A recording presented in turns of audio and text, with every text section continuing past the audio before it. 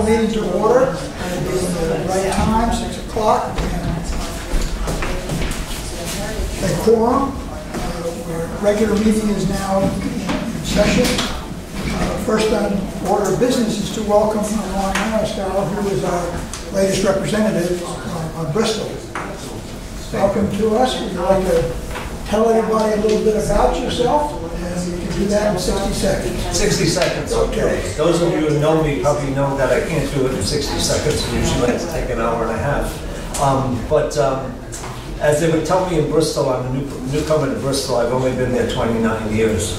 But I've had a career in water and wastewater, so I know a little bit about what Bristol County Water Authority is involved with. Especially having been the general manager of the state's water resources board at one time. I enjoy living in Bristol County, have participated in a lot of different community activities, and I serve on some other volunteer boards and so forth. I'm really looking forward to participating here. I hope I can help you out in some manner. We'll put you to the test. I hope so. Good. Okay, next step is public input. Other than someone on the agenda, is there someone from the public wishes to speak? Being none, we'll move right to minutes. Entertain a motion to accept the minutes of August 31st board meeting. So moved. Second. Second? Is there any? Just a small typo I found.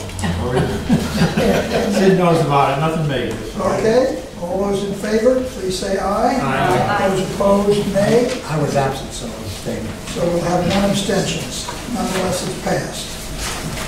Entertain a motion for the executive session of that same time, so we'll pass those around quickly. Everyone can take a quick look.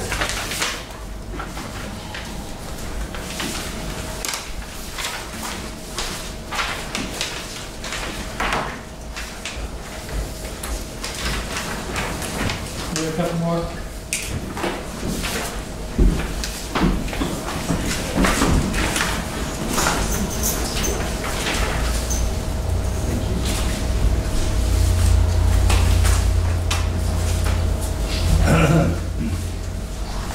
Looking for approval of these minutes? Yeah, I'm just waiting until everybody has had a chance to read them.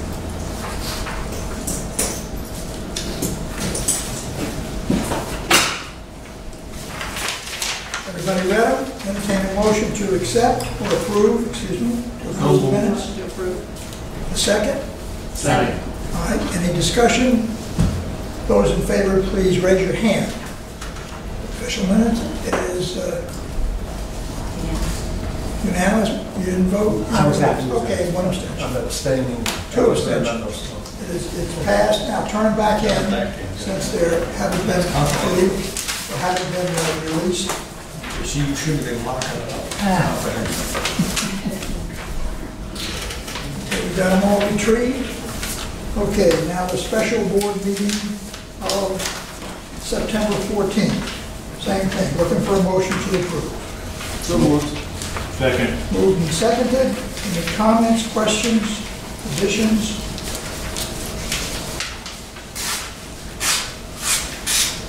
Okay, all those ready to vote, all those in favor, please say aye. Aye. Those nay. The ayes have it. It's unanimous. Should be two abstentions on that, Mr. Chairman. Okay. Member's missing. You gotta rub it in. Well, you know. Actuary, Dan Jock, presentation and recommendation on pension funding. Good evening. Dan Jock, from United Retirement Plan Consultants. He's our actuary, handling basically where we stand with our pension plan. Not as far as the investments, that's Washington Trust, but from what happened with that to projecting out what our recommended deposits will be next year. Okay. So Dan has some what's here? Yeah, Dan was here last year. Yeah.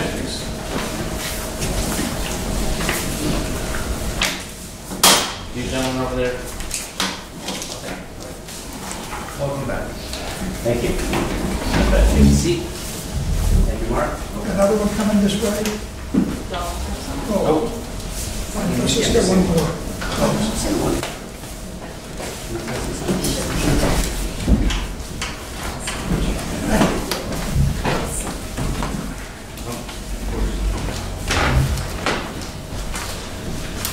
Thank you, Mark. As Mark said, I'm work with United Retirement Plan Consultants that we measure the assets and liabilities of the pension plan, and we make contribution recommendations to this board as far as how to keep the pension plan well funded. United Retirement Plan Consultants, the office where the work happens is in Providence. I am an enrolled actuary with the IRS for private pension plans. I'm also a member of the American Academy of Actuaries, which qualifies me to consult and value governmental liabilities as well. So when you open your packet, you have two reports in there. One is the governmental accounting standards, and the second is an actuarial valuation report. The actuarial valuation report is what we've traditionally always done, and this is how we measure plan liabilities and make recommendations for prudent funding into the plan. And then the governmental accounting standards is under code of the Governmental Accounting Standards Board. So we follow what's prescribed there very closely. But it's not just a governmental accounting report. There's a lot of good information in there as well. There's some duplication of effort between the two reports as far as a reconciliation of assets, a demonstration of liabilities, a summary of plan provisions and assumptions used to value liabilities. So there's some duplication, but many of the calculations and the way we do expense and the way we take the projection of future benefits and pay for it over a period of time. The cost method is different between the two. This is a pension plan which is funding for the retirement of the individuals, and so it's a long liability. This isn't a 5-year or a 10-year liability. This is a 42-year-old who has another 23 years till he reaches retirement age, and then another 40 years of retirement income. So it's a long way to go. Some private plans view this as a debt obligation because of the long-term nature of it, and they see it as they kind of fund for it as a bond, like as if they were issuing a bond to each retired. In this setting, how we consider it is there's a pool of assets that is in place to fund all the retiree benefits, and that asset is going to earn money. So to the extent that the assets don't earn investment income, that's where the municipality steps in to fund the cost of benefits accrued. So the Governmental Accounting Standards Board sees it the same way, the GASB sees it the same way. So they prescribe an interest rate that's based on projected expected earnings on investment. And so I have tools and reports I use to project that. So that's a summary of the pension plan and the liabilities. I'm going to ask you to pick up the right-hand packet, the actuarial evaluation report, and talk a little bit about the provisions of the plan. Toward the end, second from the last page, is the summary of plan provisions. So what members have in this plan is a benefit that's similar to Social Security, in that if they put in 30 to 35 years, they're going to have a retirement income. The average earnings, the average compensation for a member in the plan is about $65,000 to $70,000 annually. And Social Security would provide for a benefit of about 45% of their final pay, maybe 40% of their final pay when they retire. This plan for a member with 25 to 30 years would provide for another 45 to 50% pay. So between this pension arrangement and Social Security, members should stand to retire at about 80 to 90% of the lifestyle they had before they retired in their last working years. Social Security uses a 35-year average, a career average of earnings. This will use their final 5 years of earnings as opposed to a career average. So there's a slight difference there. This plan will provide for... Can I just ask you a question about that? Sure, go ahead. The 5-year average versus what Social Security uses. Yeah. Is that what you use to calculate, or is that what the contract provides for? That's what the contract provides for. Yeah, it's a 5-year average compensation. That's how it's defined in the plan.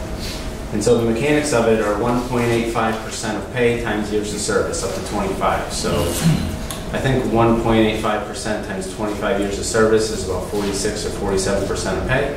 So if a member has, say, a $70,000 salary, when he retires, he should get about $35,000 a year from this plan, maybe $32,000 from this plan, and then from Social Security, maybe another $30,000. So he steps into retirement, fairly comfortable from my perspective. Yes, go ahead. Yeah, if a person, I'm just wondering, if a person cashes out in retirement instead of taking the stream of income in the future, does that impact the calculation? And if so, it does. It does. So there's an optional provision in the plan where they can cash out their entire interest. And instead of just receiving that 40 to 50% of pay, they can take a lump sum, like $500,000. They can put it into an investment product of their choice and turn it into retirement income of their own choosing. do your calculations assume anybody's going to cash out But we actually assume that everybody's going to cash out, at retirement? because most people do. In the past year, one person took the annuity, 3 people cashed out. But suppose people decided not to cash out, would that impact the fund negatively?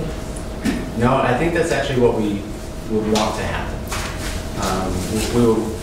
Because it's a long-term liability, and because we think that we can earn better money in this plan than the plan provides for them as a cash out rate.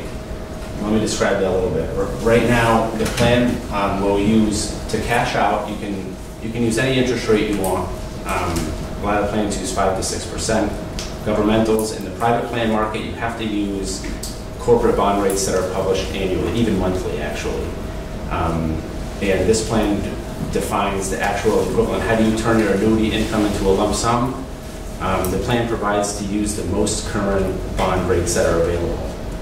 Right now, they're at about 4.5%. So if you turn annuity income into lump sum, the calculation is such that we assume you're going to earn 4.5% on your money. Whereas if they kept it in the plan, this board thinks maybe we can do better than that. And so it would be better for the plan for them to take the annuity, if that makes sense. But from an individual's perspective, if they cash out while rates are low, then they're locking in a good economic circumstance. So that's why people generally will take the lump sum in this environment. So we're assuming everyone cashes out. We're assuming that everyone cashes out at 5%. So right now, rates are about 4.5%, like I said. So if somebody cashes out, the plan does take a small hit on the difference there because they're cashing out more than we're holding in liability.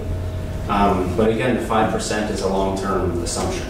It's not just for the people that are going to cash out now, but it's for the people that are going to cash out 15 years from now who are currently age 45 or 50.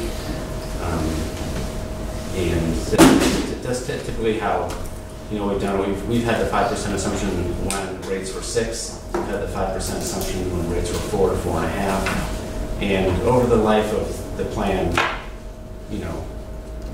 that's how we come up with a prudent number to put in to contribute every year. Okay. Yeah. So the provisions of the plan are that, and any other questions on retirement and what participants stand to receive from the plan? So now we'll go into how this board has historically funded the plan. Like I said, because it's a long-term liability, we know the assets are going to be around for a while. So we project benefit liabilities as though the assets are going to earn 7.5%. It is what it is. I use a service called Horizon Actuarial Services. They pull a lot of different mutual funds and bond funds, equity funds, international equity funds, and the like.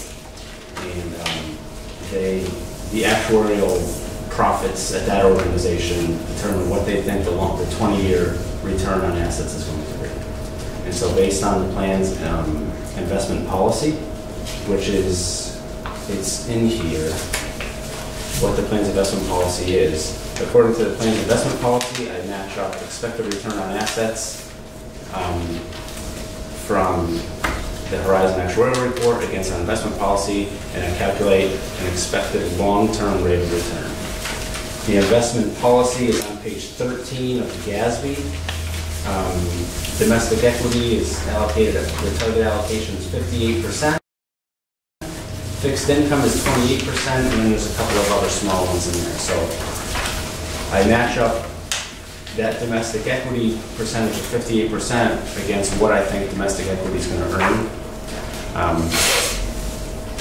based on investment folks that are a lot smarter than I am in that arena, and I came up with 7.5%. Now, what we did last year at this meeting was we discussed it, and we said 7.5% may be what the long-term return on assets is, but we want to come at this a little more conservatively.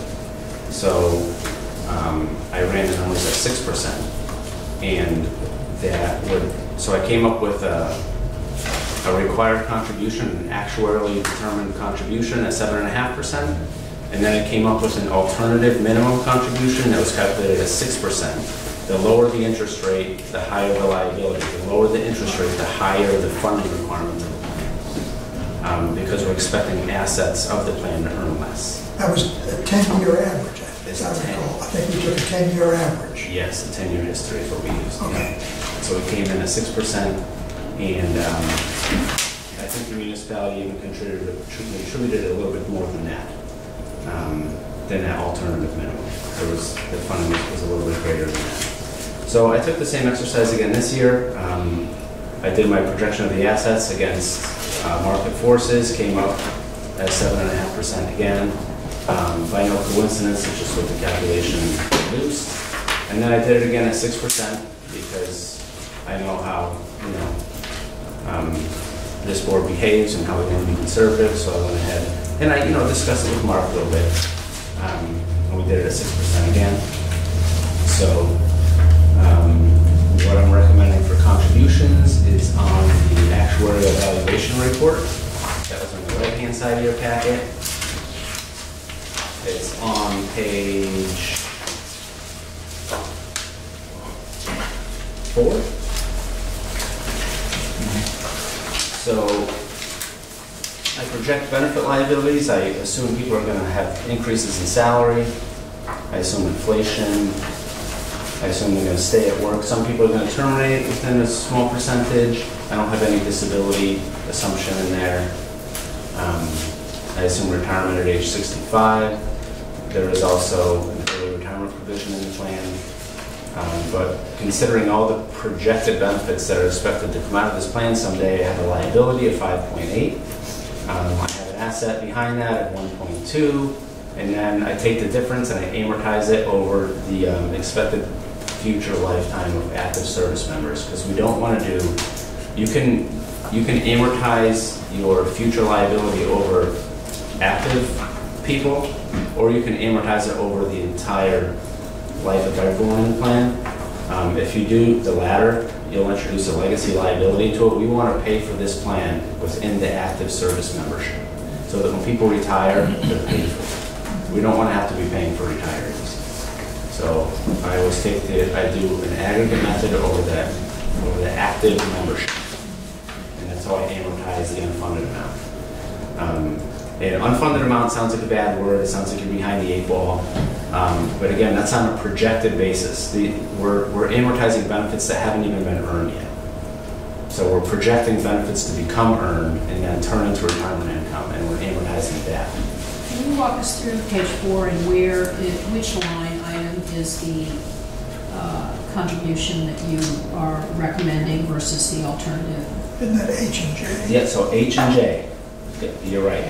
So the normal cost So is you're an saying actuarial. if 7.5% is 368, and Yes. if we did 6, it's 467. Correct. Okay, so let me ask you another question, and that is that we're not a municipality, so if we made a different assumption on returns that differed from the 4%, let's say that it was 7.5%, which is what you're using for the Yeah. other side of this equation, would it reduce or increase lump sum distribution amounts? Lump sum distribution amounts are in the plan as they are. They're about 4.5%. And No, when- I'm when just, someone- is that 4.5%? It's required by municipalities to set it at that rate, but we're not a municipality. So my question is, if we use the same number in that calculation as you are using in determining the contribution to the pension plan, what effect would that have on the amount of a lump sum distribution of somebody, let's say, retiring this year? Would it go up or would it go down? if we change the plan provision for lump sum distributions, they would, in the current interest rate environment, they would go down. So someone who has an annuity benefit of $30,000 a year, if they turn it into a lump sum with the plan provisions as they are in the contract now, that could turn into a $500,000 lump sum. If we adjust that plan provision to set it at a flat 5.5%, 6%, in the current interest rate environment, they would get a lesser lump sum, maybe $450,000, maybe $440,000. But then 10 years from now, when bond rates are higher, then the converse would be true. That we would be giving them more lump sum than they would get under current market rates. But as long as that interest rate is set at a higher amount than current bond rates, that would reduce the lump sum. That would reduce the lump sum. Because it's hard for me to understand the logic behind funding a plan with a 7.5% return on your investment calculation while you're using 4% to calculate the payout. Okay, so I do actually have a split interest rate in here. So Yeah, I know that, but don't complicate things. This is your business, this is not my business. Okay. So let's keep it really simple. The 4%, is that contained in our contract with our employees, or is that a calculation based upon government entities' requirements? that's in the contract. That we're using, that whatever the current market rate is for bond rates, that's what we're going to cash them out at. That's currently in the document. So logically speaking, it would seem as if it ought to be based upon the actual returns over some period of time as opposed to an artificial bond rate, because it seems to me it permits people to kind of gin the system when rates are low and get a higher payout than they would otherwise. Well, that's in today's environment. Today's environment, I'm talking interest rates about are low. And so I think when the average retiree comes to retire, they may be savvy enough to know that interest rates are low. They may have an investment advisor tell them to take the cash, I can do better for you. But I think people more often than not would make kind of more of a gut decision on that. Do I want to just take my retirement from Bristol County, because I know that they have a board in place that's funding it every year and they're going to take care of me? Or do I cash it out and go with my uncle, who's an investment guy, and is going to help me turn this into annuity income? You're clearly making the second choice. Yeah, 3 out of 4 this year, Dick. And we're assuming that the fund can earn 7.5% or 6% respectively until retirement, and then when they retire, we're funding for a 5% rate. So we are assuming that everyone's going to take the lump sum. They're going to take it at 5%. When rates are a little bit lower than 5%, then we end up paying them out a little bit more than we were holding in liability here. But when the converse is true, then we end up getting an actuarial gain instead of an actuarial loss. I personally think it's very, very important that this board understand that delta when we consider the contract next time. When was that 4%? put in the contract? Well, it's, oh geez, what you mean when the bond rates were used for? The contract that The contract covers the itself. employees covered by this plan is what he's talking about. Oh, that might be in here, but I imagine a long time ago, 1986. Oh. It hasn't been changed since then. Oh, I don't know, perhaps. I believe it was changed at one point, from what I understand, that the lump sum used to be more than the actuarial, and it was changed so that they were calculated as equal. Yes, Well, it's Is still that not right? equal. Okay. that was the goal. Yes. That was the goal. It's still, there's a delta there. And I think that's Well, what again, he it needs to depends understand. on the interest rate. Now, if the interest rate goes up next year, and actually the lump sum will go down. So, I mean, just say a little more about that. I mean, was it perhaps at a time when rates were a little bit higher, so they said we're going to use the market rate as opposed to our plan rate?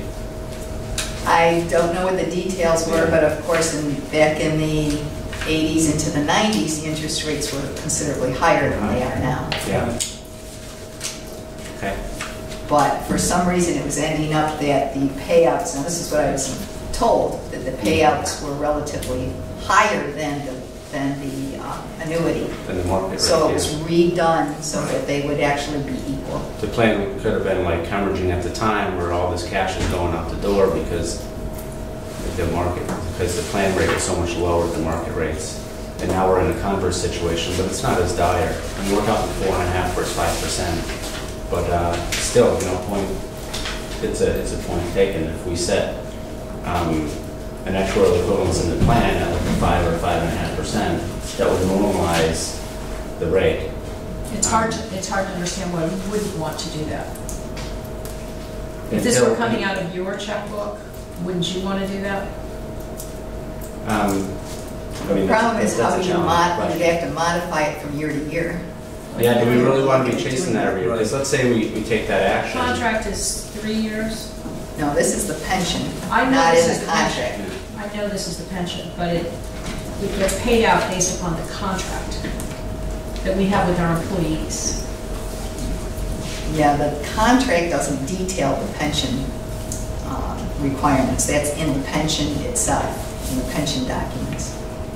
So there's no language in the contract that governs the rate, the bond rate equivalent that you use to calculate the payout. That is in the plan It's documentation. in the plan documents, which any changes would need to be approved by the union. All right, so we'll put And so a I number. apologize if I use the term contract, because you're using the term contract, and I just interpreted that as, you're referring to the plan document. Well, basically, we can't change the contract, the plan document without the contract employees agreeing to that change. So for that purpose, I think we can consider them one and the same. Yeah. But just to finish the thought on that, if we had, if we amended it to use a higher interest rate than what's currently out in the market, 8 years from now, if rates go back up, I if wouldn't set it and sit with it for 8 years. Yeah. I just don't think that you should be permitting employees to arbitrage the difference based upon unusual market conditions. That's all I'm saying. It should come out as close to an even swap, Exactly. whether they take the annuity or whether they take And I the would lump sum. expect more employees to want the lump sum, given what's happened to the Fatima pension plan. And if I assume that the current market rate is the lump sum rate, then we're gonna, in a low interest rate environment, we're gonna very conservatively fund the plan. And we're gonna assume that 4.5% is not only paid now, but it's also paid 20 years from now when the 45-year-old finally earns his full pension. So that's why I'll just keep it at, what my suggestion will be now is to keep it at the 5%, and then when rates are low, take a couple of losses so that in the future we can take a couple of gains. I didn't understand what you just said. Okay, so if I were to assume, so right now I'm assuming that I mean, rates are as lump low. sums, Rates are low. Rates They've are been low. low for many years. I think many people smarter than me and you assume that rates can only go up. and they said that 8 years ago. we're all just sitting around waiting for rates to go Right, back. they haven't gone back Now we're down. kind of wondering if it's the new normal, right? So So we- repeat what you said, so I We can can adjust the understand. assumption from a post-retirement interest rate, a lump sum cash out rate, right now we're at 5%. We could adjust it to I thought you said 4.5%. it was 4.5%. I'm assuming 5% for all current and future retirements. Okay. But- And is that what we used to calculate this year's retirements? No, this year's retirements were about 4.5%. That's what I thought you said. Yeah. But I'm assuming for the purpose of funding the plan, how much do we need to put into this plan so that there's enough money to pay every retiree when they come to cash out, Right. that there's a heap of money in place for them. Right. That's how we're determining the contribution. To make sure all these folks are taken care of. And so I'm assuming 5%. Current environment is 4.5%.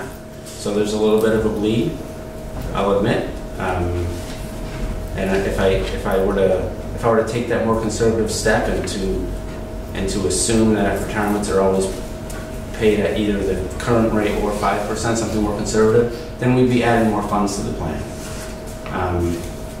Then if some time goes by and rates go back up, well, then we're going to be able to keep the same promises with a lesser contribution in the future.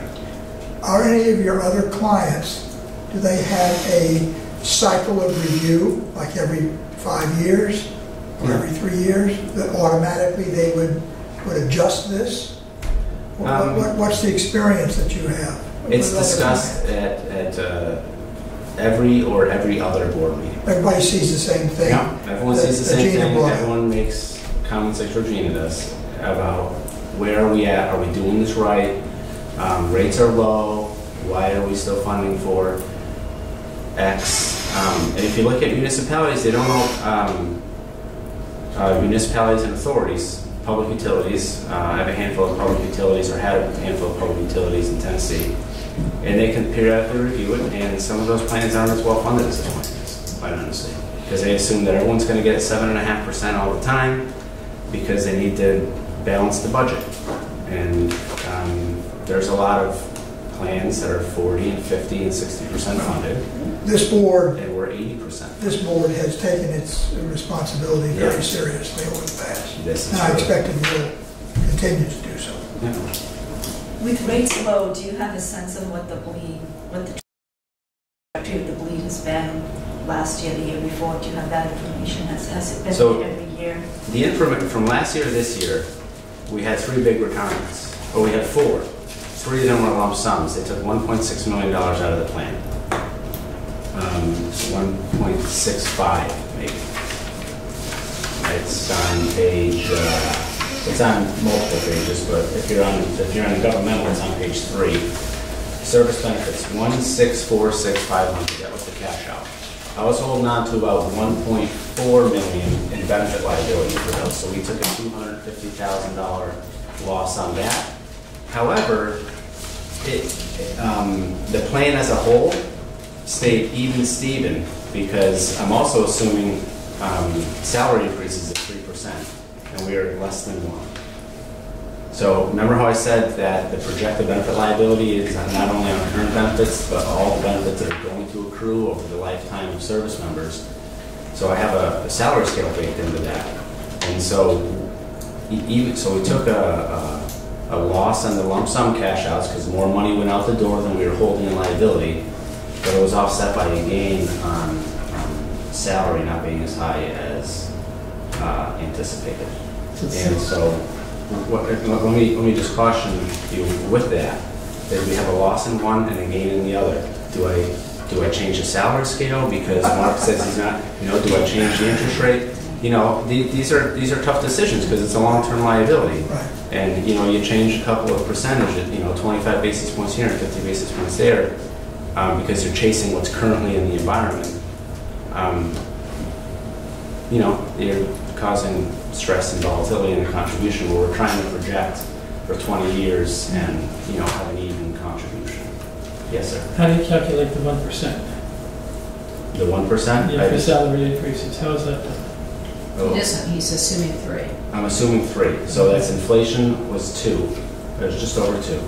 And then a 1% merit increase. So I came up with 3%. The municipality, when I look at, I keep calling it the municipality, the authority, the water authority, continuing actives year to year, just under 1% on average.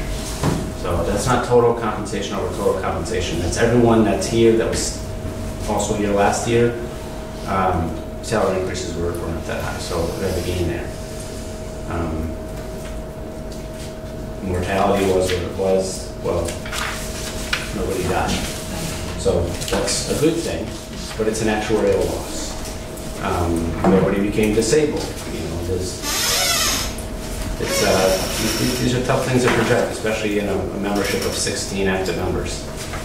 You know, if we had 16,000 members, I could tell you exactly what was going to happen, and it would probably happen. But in 16 members, it's tough. It's tough to call. So bottom line, it's either going to be 368 or 467. That's really what you're giving us the parameters. 368, if you know the projection comes to 7.5%. If we want to go 6% more conservative, which is the 10-year average. I think 10-year average is 5.8. Is that what we talked about, around 5.8? Yeah. Yeah. I mean, the board voted last year that we use that the most conservative rate. 10-year average. Right, which came in a tad under 6. He figured it at 6. So okay. If we use that, then it's 120,000 less than we funded this past year when we figured on 5.5%. Okay. And the contribution is still down because 3 people cashed out, so you don't have to fund for them anymore. I understand. Yeah. So the contribution is less. So following the precedent that we set at last year's meeting, then we should be using the 467. Right. Unless the board wishes to make some change to that when it comes to budget. Which is the 6% discount. Yeah. Personally, Yeah. I would recommend a higher contribution because I think our objective here should be get to 100% funded, cash it out. And if we added up the time and the effort and the consultants that we spend, it's a very Right, we were talking about this. Get it down to $1 million, a little more, and bond it, and get rid of it. Right. Okay, so at least we had, I mean, we don't want to take up your time. Obviously, this board is going to do a lot of discussing internally how we want to deal with this when it comes to the crunch of making the budget, approving the budget. So I think you've given us the point, unless you have other things to do. I think we got it. 467 is where we would be based on your discussions with Mark. And that 467 is what we will fund in the pension year, which is July 1st of 17 to Yes. 30. So we already have an amount in the budget for the year ending in February, Right. which was like 500,000 or something. So Okay, so we will be adjusting that one way or the other, or leaving it, whatever you have. We'll be discussing with Mark then. In other words, the board talking to you, the board will then talk to Mark about how we fold this into the budget because of the alternating years from July versus March 1. Okay. Anybody got any other questions, comments? Thank you. Pleasure. You've escaped. Thank you. Intact. Excuse me, I have one question. Oh, go to it. On page 6. Which one? The governmental? Which one? No, on the other one. Not the governmental, on the other side. I just had a question. What is a QDRO? The Qualified Domestic Relations Order. Write that down. Qualified Domestic What does it Relations. mean? A divorce. Oh, okay. Somebody divorced, and so now his spouse is going to entitled to half of his benefit. All right. So we split it in 2, and now they're each participants in the plan. Okay, I Yeah. Thank you. You're welcome. If you got that one, then you remember Puzzle Cube. From the census bureau. Okay. Okay, thank you very much. Thank you, good job. Thank you. I have a couple extras here for interested members of the public who need something to help them get to sleep at night. Actuarial reports right here. Brian, don't look at that as good ideas. I'll take those extras. Yeah, sure. Okay, now now we can have the scout come forward. Mason Dutra has a project he wants to get approval. Good evening. Please have a seat. Good evening, ladies and gentlemen. My name is Mason Dutra. I am a Life Scout in Troop 25 Warren, Rhode Island, and I have come to seek approval for my Eagle Scout project.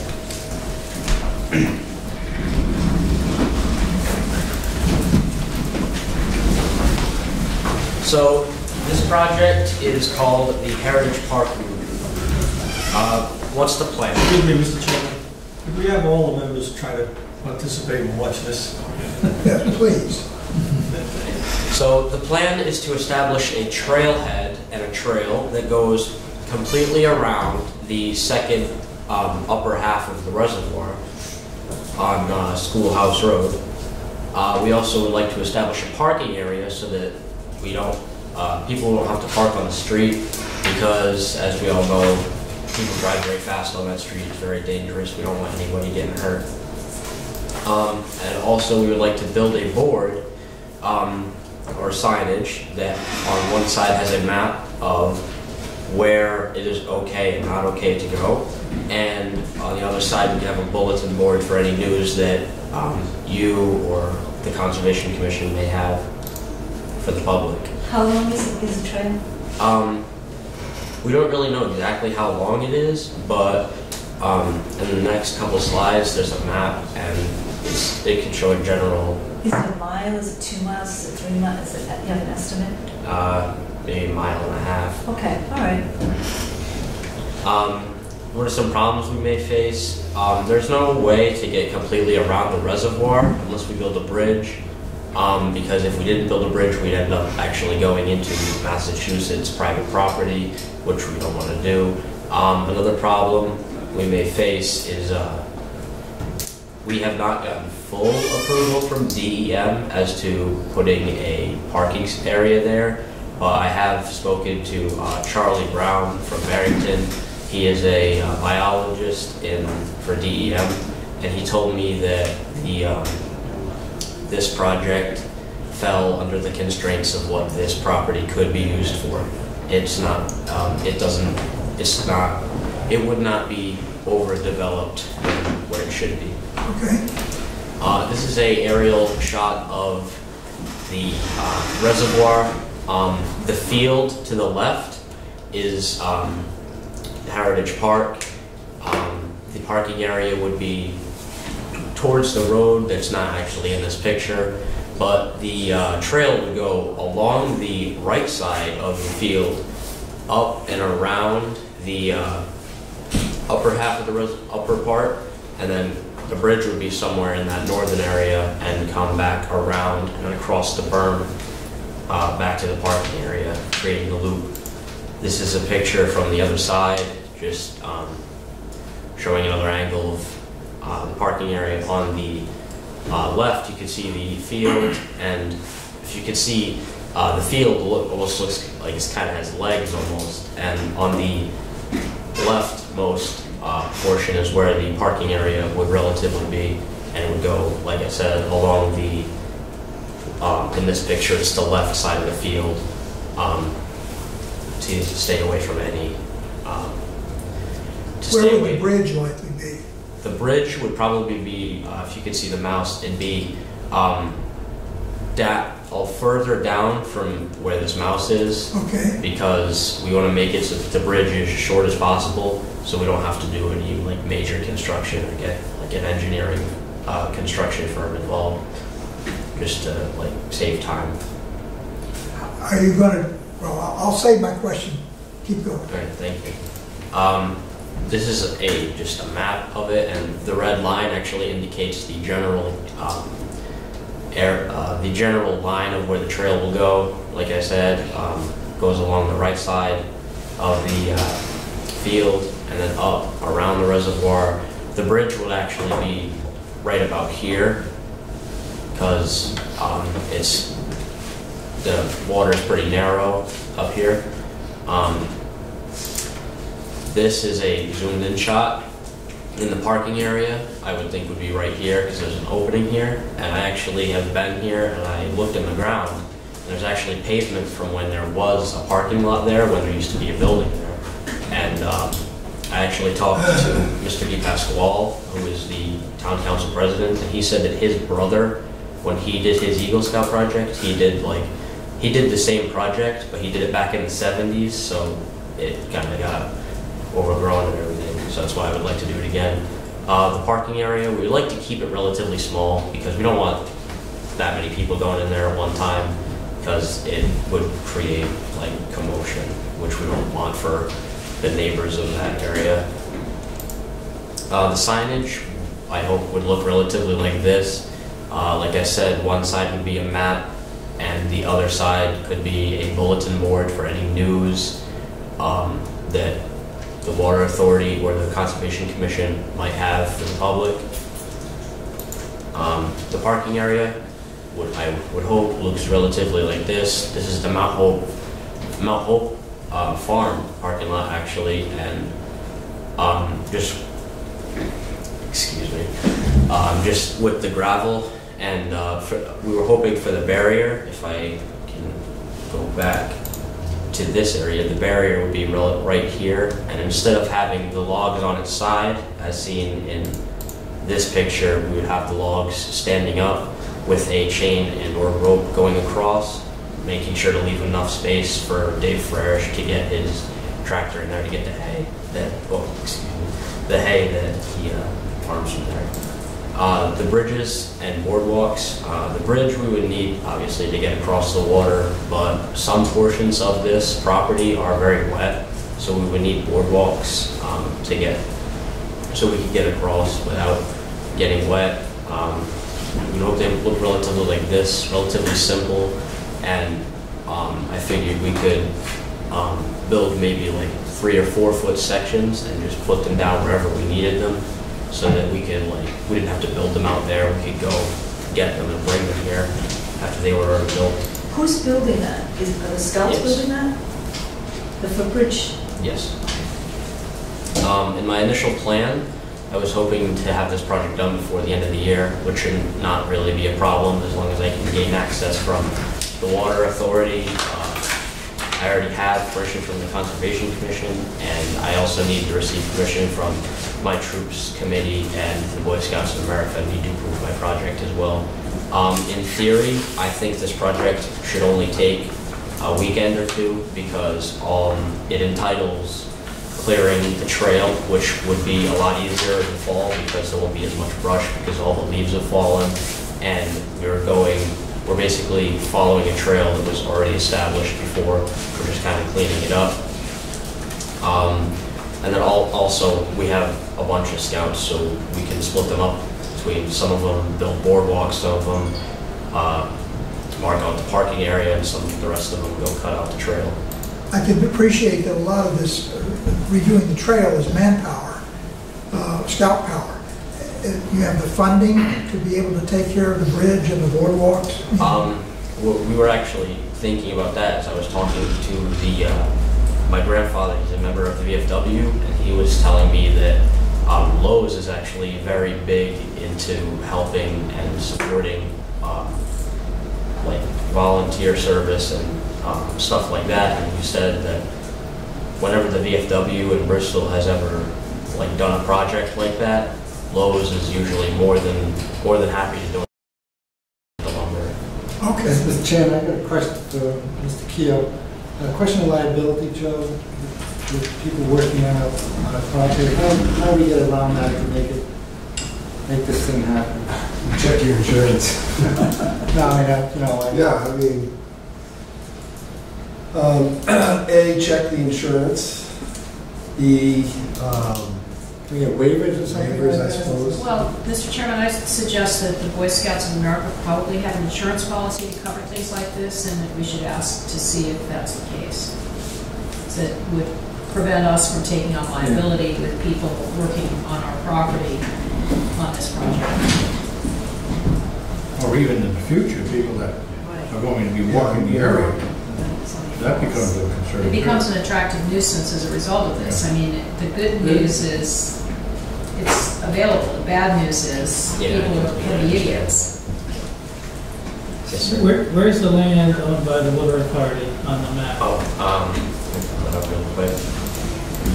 If I go back to that. Okay, so the Water Authority actually owns from this whole area right here, from about here up here, is all Water Authority property, and then you guys also own this part over here. The rest of this is town this is town property, and this is town property. Is the bridge on our property? The bridge would be up here, so it would be between it would go from your property to the town property. So it's not exclusively on our property. Half and half. We've got the okay from Warren, right? Yes. So I think that the next step is just to make sure that we've got, I'm not against the project. Yeah. I just want to. I think Gina's made a good point. It's my understanding that the Boy Scouts of America do have liability insurance for things like this, but They don't. I think we need to satisfy ourselves other than my opinion. Ken, you're shaking your head. Just as far as insurance, I think they would cover the scouts working, but afterwards, I don't think the scouts coverage would have any. Right, I agree. We'd only cover their doing the project. The other question about these kind of projects, having managed 15 square miles of state forest for a water reservoir in the state, and when you have multiple uses in property like this, people unfortunately don't clean up after themselves. Yeah. And so are there any kind of arrangements with the town, or maybe the annual Boy Scout cleanups that we've done? That's actually what I was thinking, sir, is that annually or monthly or whatever it may be, my troop would actually go down there and clean up any trash that some people may have left, or clean up any messes that people may have made or anything relatively like that, because we don't want to gain access from you and then disrespect that fact. Is the parking lot on town land? Yes, it is. Warren? Yeah. Maybe they would help you out in that area, cleaning up on once every 2 weeks.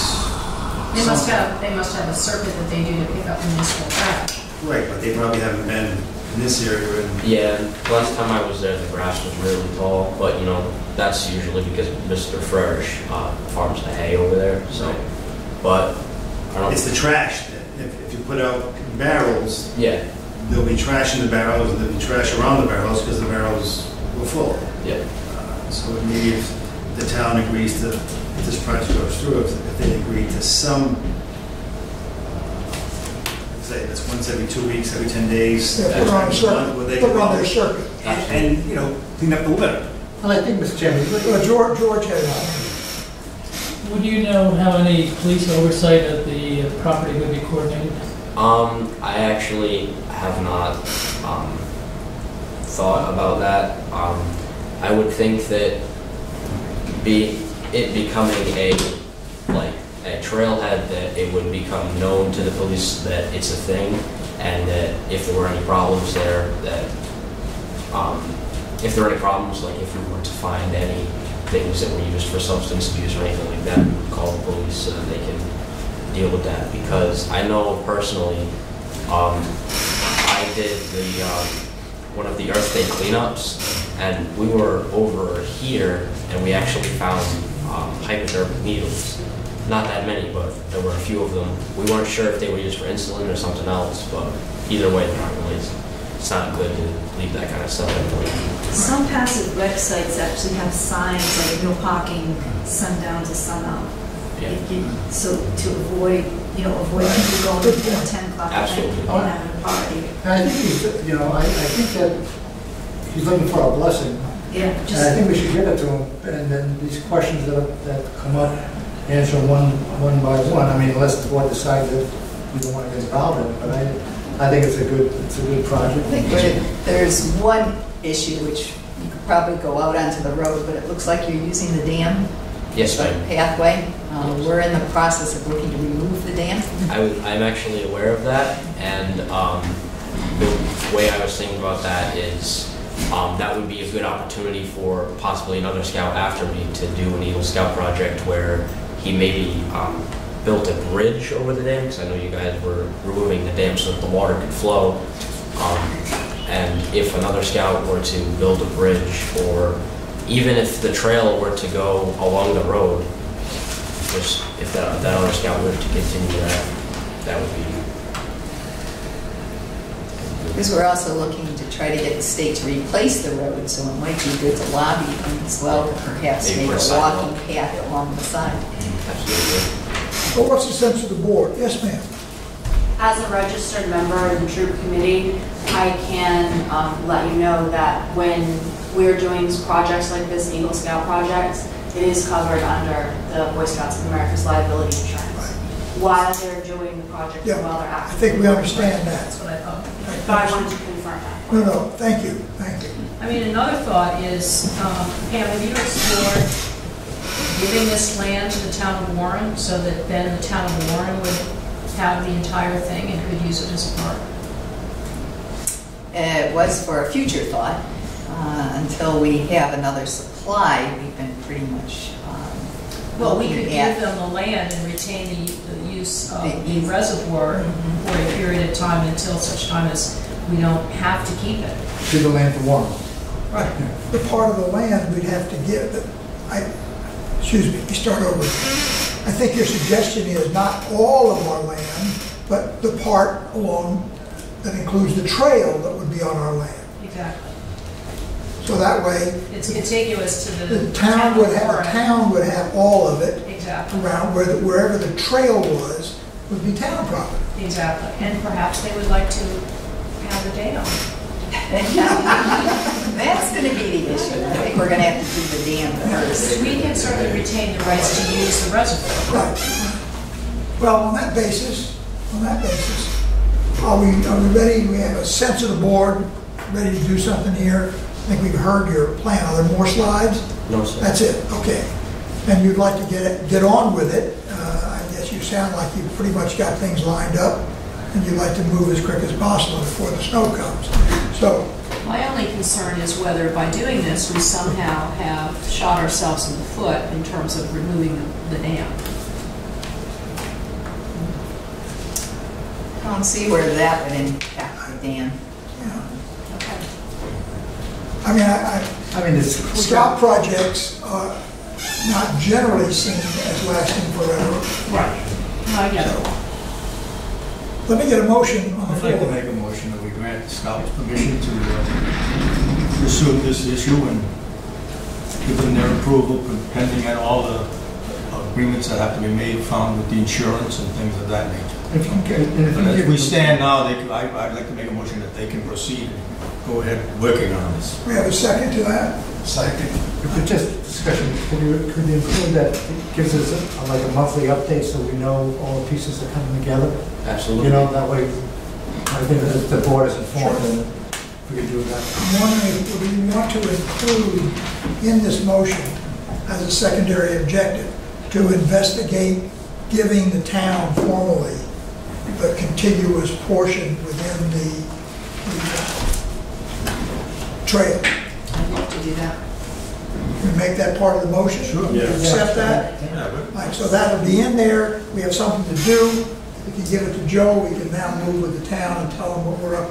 But the scouts can know that they've got our approval. Yes, yes. Yes, George. I don't know if this is the right time, but it's my thinking that we should have everything in front of us before we give approval. We should have everything known. In other words, not having any loose ends. It sounds like we're making... Defer the decision until next month, I is what you're think, saying. you know, we should have a tight plan with everything considered buttoned up before we give approval. What's your schedule? If you got approval from us tonight, when would you be out there on the trail? If I get approval tonight, I would hopefully be out on the trail by the beginning of next month with my guys working on this trail. So you're ready to go. Otherwise, we will not be meeting until near the end of next month. 26. It just seems to me Well, of there are course, a lot the of leaves loose, aren't gone until the end of October, so. there are a lot of loose ends, and I just think we should tighten up all the loose ends before we give any approval. Joe, do you think that we could, between now and next month, get enough investigation, an agreement with the town that we intend to give them that portion contiguous with the trail. You know what? You need a survey. You need them to accept the deed. That would take a while.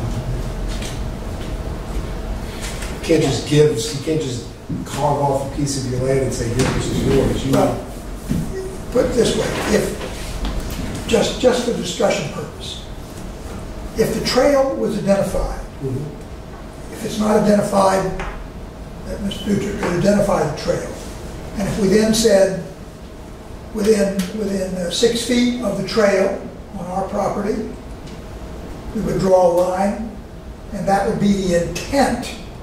If the town accepted that as an intent, even though we have not finished it, might take the actual surveys and... You're talking about a memorandum of understanding? Yes. An agreement to agree? Yeah.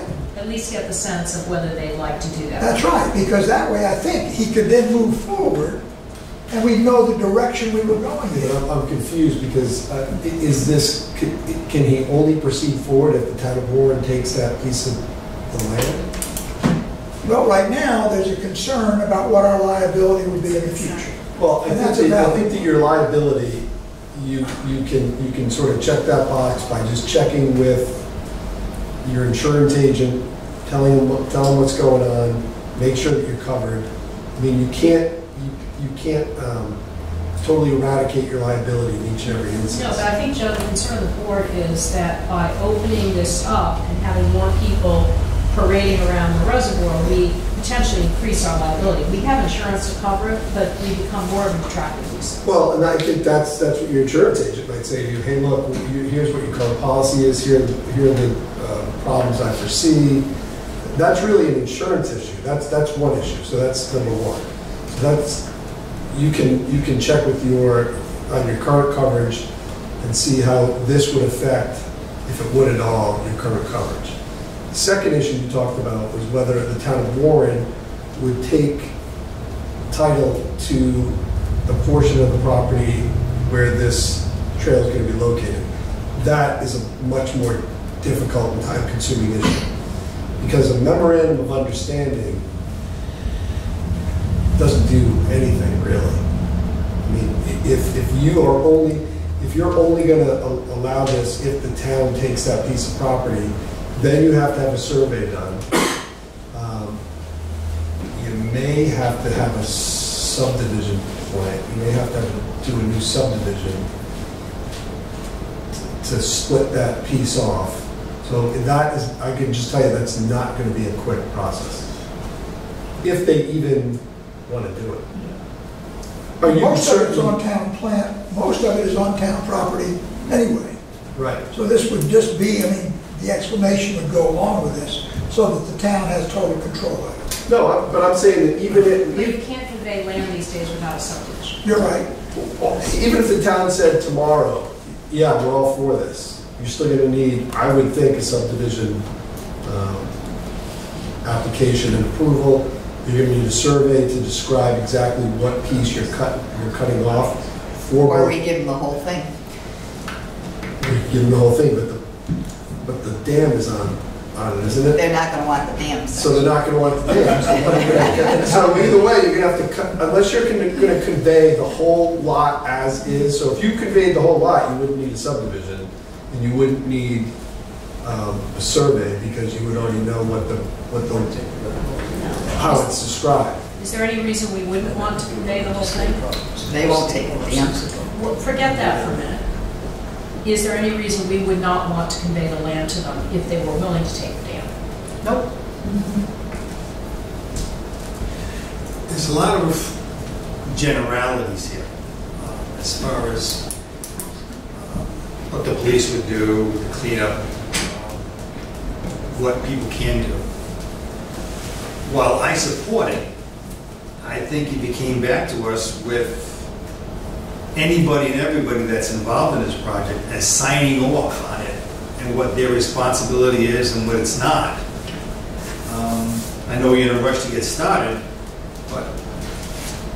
Can I also say, chime in on that point? Go ahead. I'm not sure that the project's viable without the bridge. Well, we could do it without the bridge, but we could. wouldn't be able to complete the loop. It'd kind of be, You just go up and back. yeah, it would, yeah. So would you still do it without the bridge? Yeah, we could still do it without the bridge, but Would you though? yeah, it would. I'm just saying, like if DEM came back and said, no, we're not doing the bridge, and then he said, well, I'm not going to do it without the bridge, then you would wait for DEM's approval. Correct, and again, I don't know who was involved. It's just cutting wood and laying it down, and that's simple, I don't know. But I think to go ahead and say, yes, you can use our property, I don't know if that's the way to go. I mean, did anyone else have any Didn't we have a scout set questions? up an area that was near one of the fish ladders? Shed factory. Shed factory. And that was It's on just our, a couple benches right, on the edge of the road. Yeah. okay. I had been involved in this, something like this with the Boy Scouts myself, but in the admirable projects, I think sometimes we try to make things too confusing. They're looking to get access to walk on the property and to cut some brush. So if the insurance company says they can go on and there's no big liability and people can walk on our property, because we don't police it right now. There are people in there in and out. You know, in theory, there's still a water supply, so there's not supposed to be fishing, there's no boating allowed. But if it's as simple as the insurance company saying, yeah, it doesn't increase liability if more people walk on it, they're going to cut some brush on it. If the parking is on the town side, that's where the liability is going to be. Of having an access point where people can go back in the woods and not be seen from the road and dump their trash, stuff like that. But the parking is on the town. The town, if that's determined, that's all the town land, then it's simply somebody cutting a brush trail and people walking through the woods. Yeah, I don't see deeding it to Warren. I don't know, just from a legal standpoint as being, you know, that it has to be dependent on that. I think if your insurance covered it, I think Ken's right. I think you can do it without getting bogged down in deeding, cutting pieces off. It's expensive. Yes. So I think you can do it as long as the insurance says it's not a problem. So, but it's going to take us till the next meeting in order to get feedback from the insurance company. Unless, you know, we can check with the insurance, if they don't have an issue, you know, maybe you can just make it conditional on that we move forward. If there's problems, then we may have to hold it to the next meeting. All right. Why don't we do that? Let's modify the motion to include the point. That's pretty much what the motion was, contingent that he can obtain the necessary requirements. As far as we're concerned, we're allowing him to go ahead with the project on our land. Subject to the insurance. Yeah, that's providing he meets all those requirements. Okay, all right. So now we got it. George, that satisfy you? Gina? Yep. Okay. We got a motion on the floor. Those in favor, raise your hand. Those opposed, unanimous. Okay, good luck. Thank you very much, sir. Keep in touch. Absolutely. Now you've got a good lesson in how difficult it is to deal with government. No bridge, you'll have to use a ferry. Thank you very much. You have your slides? Yeah. Oh, okay. Let me just So you're gonna- mention one thing, is Bristol Conservation Commission has developed a similar New trail system. It's south of Tupelo, west of Medicom, and east of Hope Street, the Apollo. The land's all been donated, they have the signs up, they have a little parking space and everything else. And if they would check online, they can find out who the chairman is of the Conservation Commission in Bristol. He'd be more than happy to take it up there and show you what they've done. They've really done some great things there. Thank you very much. Send us an invitation for opening day. Thank you. Okay. All right, let's, I'd like to move the number 8 next, if you don't mind, so that Brian can get with it. Mr. Chairman, I'm going to have to leave in 5 minutes. Is there anything you need to vote on before I go? Yeah, we have to vote on number 9. We have to vote on number 9. Yes. So if you've got to leave quickly, then we better do number 9. By the way, hold. Just don't get up, just hold there. Go to number 9. This is a reimbursement resolution for work on the Pawtucket pipeline project. Setting the stage. Which would include any of the engineering work that's going to be done shortly. This is so that if we pay out any funds in advance of obtaining the bonds, we can reimburse those funds. Sandy suggested we did it for the entire amount of the project, so it's all set up. It's 2 bonds, right? 2 issues. Yes. Phase 1 is for $6 million, and phase 2 would be would be up to $16 million. And this is the legalese part of it. Joe, do you have any issues with regard to this? We don't. We've done this in the past. Move to approve as presented. Is there a second? Any discussion, any questions? Because this is a lot of money, raise your hand if you're in favor. We're going to go over the bonds. This is actually just a reimbursement resolution. This isn't for the stick with bonds. the party, Frank. Raise your hand. Done. Okay. So that's number 9 is taken care of. That's all right. Okay. Now, Mr. Here we go. Have a good night, Ryan Susan, go to it. Let's. And Mike Crawford. Good afternoon. Good evening. I'm Mike Crawford. I work here at the authority. We met everybody maybe once, and we haven't met yet. Nice meeting you. Pam asked Brian and I to sit in and kind of go over some of the stuff we've been building and improving upon in the system. So I'll run through some of the projects quick, and then Brian can walk us through a lot of the improvements in the SCADA process control improvements. Okay. So a couple slides quick. Go pretty quick through this. So here we have the system, and we have a list of projects and kind of where they lie within the system. And you do have a map? This map as well. This map? Yes. It was requested by Eileen, but we handed out for everyone. It just so happens. This was already ready.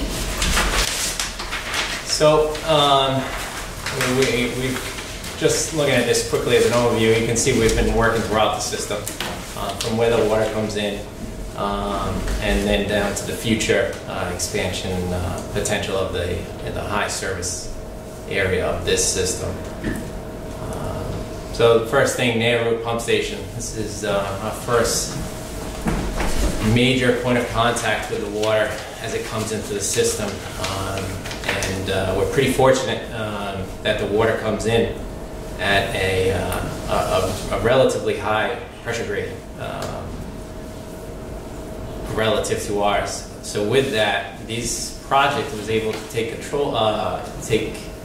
advantage of that and utilize some gravity to flow through instead of pumping. So with that, on the bottom, you can see we installed a low bypass loop and a flow control valve. And with some process control, we're able to modulate that flow control valve to feed the system and satisfy tank demands and turn tanks over. And we can do all that with minimal electric input. So that saves the pump life and electricity. Yes.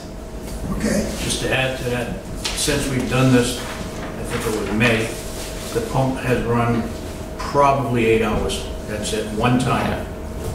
So there's a substantial savings on electric. So the What had original one prior? How does that compare to the prior? 24 hours, 7 days a week. So with the SCADA, you now know with the SCADA going, you have all the details, you know exactly what's happening. We have all the controls, and there was no bypass built on the station, so it had to be run by pumps. So the original design did not account for a higher pressure coming into the station than actually exists. And this is all paid for, right? Yes, this is what you've approved over the last year. So we're just finishing up this project.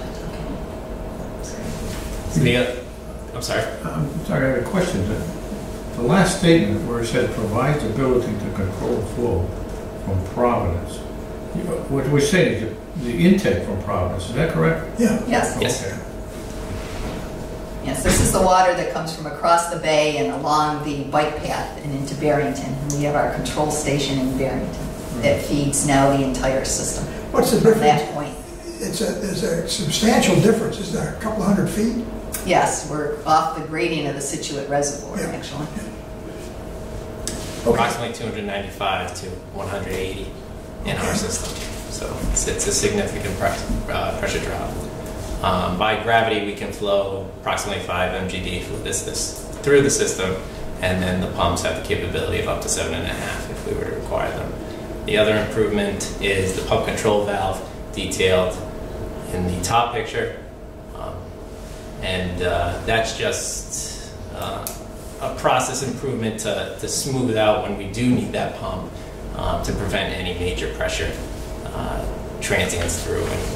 And any pressure transients on that main pipeline, we want to try to avoid that. We've got one critical asset that we rely upon. So what happens if you a pump should shut quickly, you send a pressure wave through the system, which can be considerably higher than your normal pressure, and it travels very fast. And what can happen if there's any weak points in the system, it'll find them. Yes. all right, so that was as you can see, the other item of note on that, it was a pretty decent effort. That bypass loop was not there, so we had to bypass the whole station. We had to take it out of service, and Brian and the guys organized the whole bypass, and it was done manually, and it went smoothly for never having done it before or thought about doing it before, so it was pretty good. The other improvement at Naya Road Pump Station was chemical injection. We inject sodium hypochlorite at Naya, and we were using some process control equipment at it was less than ideal. Brian had a lot of it took some time to manage it, so we decided to go a different route with this equipment pictured above, and it's worked out pretty well. The way we can tell it's worked out pretty well is from right down there we have a skated trend in the lower right hand corner, and the result of that chemical feed and the flow pacing is pictured on that blue line, and that blue line being relatively stable, that's a good thing. That's a sign that things are going well. With the old equipment, we would see peaks and valleys on that line. So this equipment, 100% designed and installed and maintained by Brian and his guys, so it's been a very good improvement. And what it does, it injects chlorine into the system so you can set the amount, the level of the chlorine that you want, and based on the flow and what the readings take in the system, is the amount level of chlorine, it automatically injects the amount that's needed to maintain that level. And yeah, that is pretty remarkable. We had a lot of issues with that previously. Just a little. Is the purple line indicative, that one indicative of manual where something needed? No, that's a fill in the day tank. Oh. That's chlorine usage. It's only about 10 gallons it's using a day. Okay. That's then filling it up in the morning, around 9 o'clock in the morning.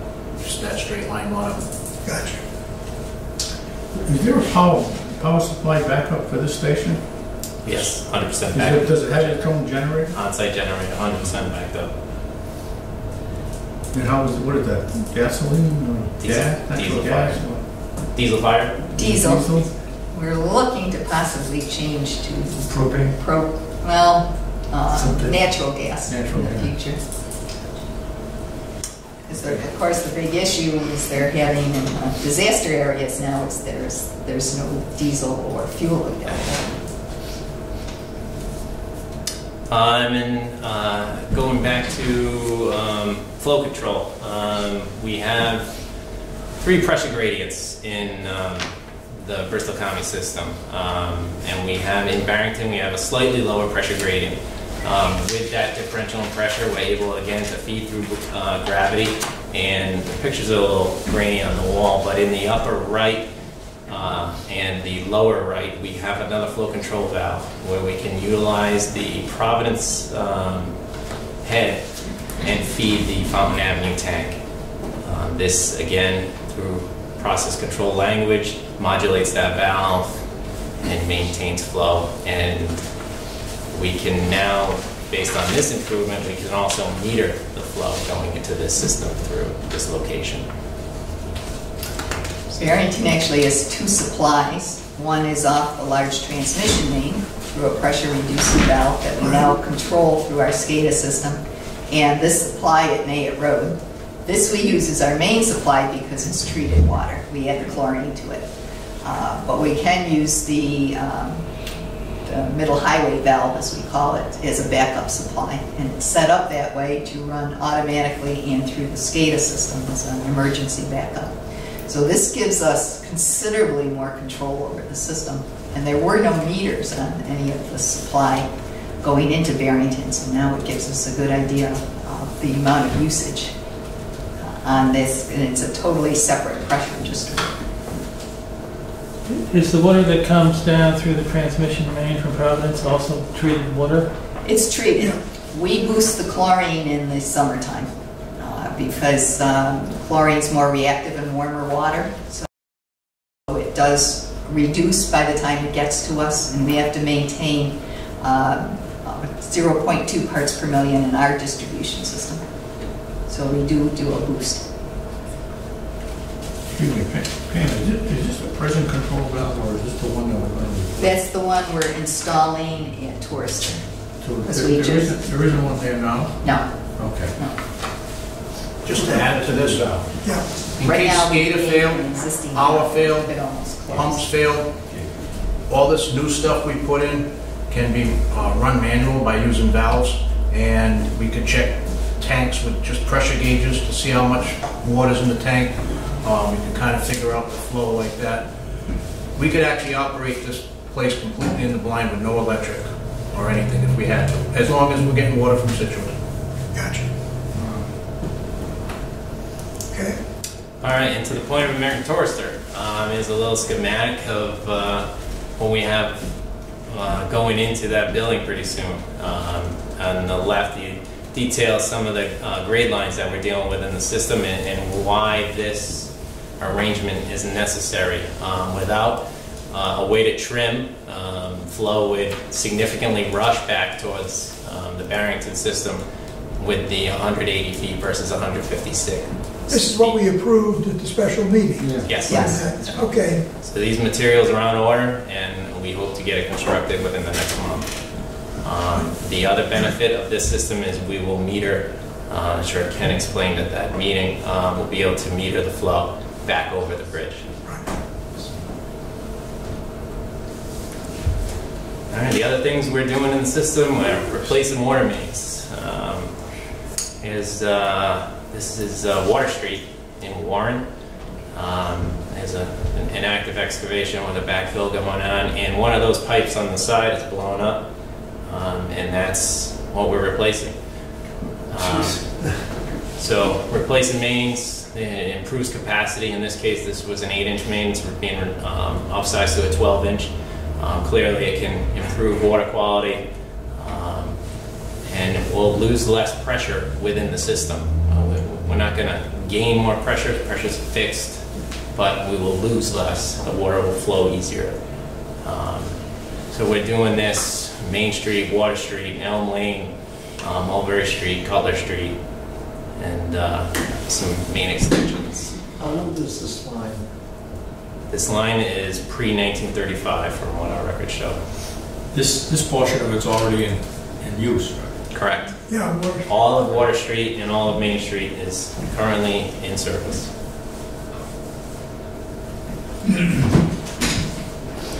And as we mentioned, that's also now part of our backup supply, because we had only the one supply line coming across the bay, the 24-inch.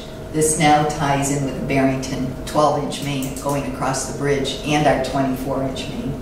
So it's we can pump the supply in reverse if we ever need to take it from Barrington into Warren and vice versa. So this gives us some redundancy in the system. And another rehabilitation we've been doing this year is cleaning and cement mortar lining. With this type of rehabilitation, we maintain the original pipe as a hose pipe, clean it out, scrape it out, and drag a cement spraying head through, and that coats the inside with a nice clean layer of cement mortar. Prevents the open cut, still improves water quality, and will still improve the flow in the area. Definitely, in these cases, improve the fire flow dramatically. And then coming up, Medicom Pub Station. This is a schematic of, a rough schematic of what the interior of the pump station will look like. This will be a very good improvement. It'll increase the capacity of that existing station. It'll provide upgraded monitoring capabilities, and it will expand our SCADA system. The other benefit is some piping improvements we're going to do in the area will considerably improve the water quality in the tank and moving through the tank in that area. We expect to be breaking ground on that in the next 2 to 3 weeks, with a wrap up in June of 2018. All right, and then tying all that together has been the improvements to SCADA. SCADA existed in the system, but with the additions of these flow control valves, we've added a lot of process control within the SCADA system. Brian actually picked out a lot of problems, troubleshot them, and really worked out some solutions, so we have a really reliable process control. And we can see that from some of the screens Brian will go through it, where we can see the trends and how the system performs, how reliable it is, and it's been pretty good. All right. Now, this is just improving. When I talked to you last year, I told you it was going to grow. We haven't begun yet. There's so much stuff that can happen with this. That right now they're starting to run reports as part of the contract when we originally purchased this program. I have to physically, by hand, figure out anything Pam wants, different flows and stuff, go through the computer. It's going to stop coming out. It started this month. High flows, low flows, chlorine, high and low, daily, monthly, yearly. So if Pam wants something, she can just push a button now. Within the next month or two, we're almost done with that. This is the Nant Road part that we just spoke about, and nothing's changed there, but we added this. This section right here, it's tough to see, but it's the Fountain Avenue control valve. That's the building we added over there, and this one's the Bayview control valve. We just named them because that's the way the water goes to the tank. Depending on the season, we just change a lot of these numbers. This is just height of water in the tank and the percentage we want the valve to open.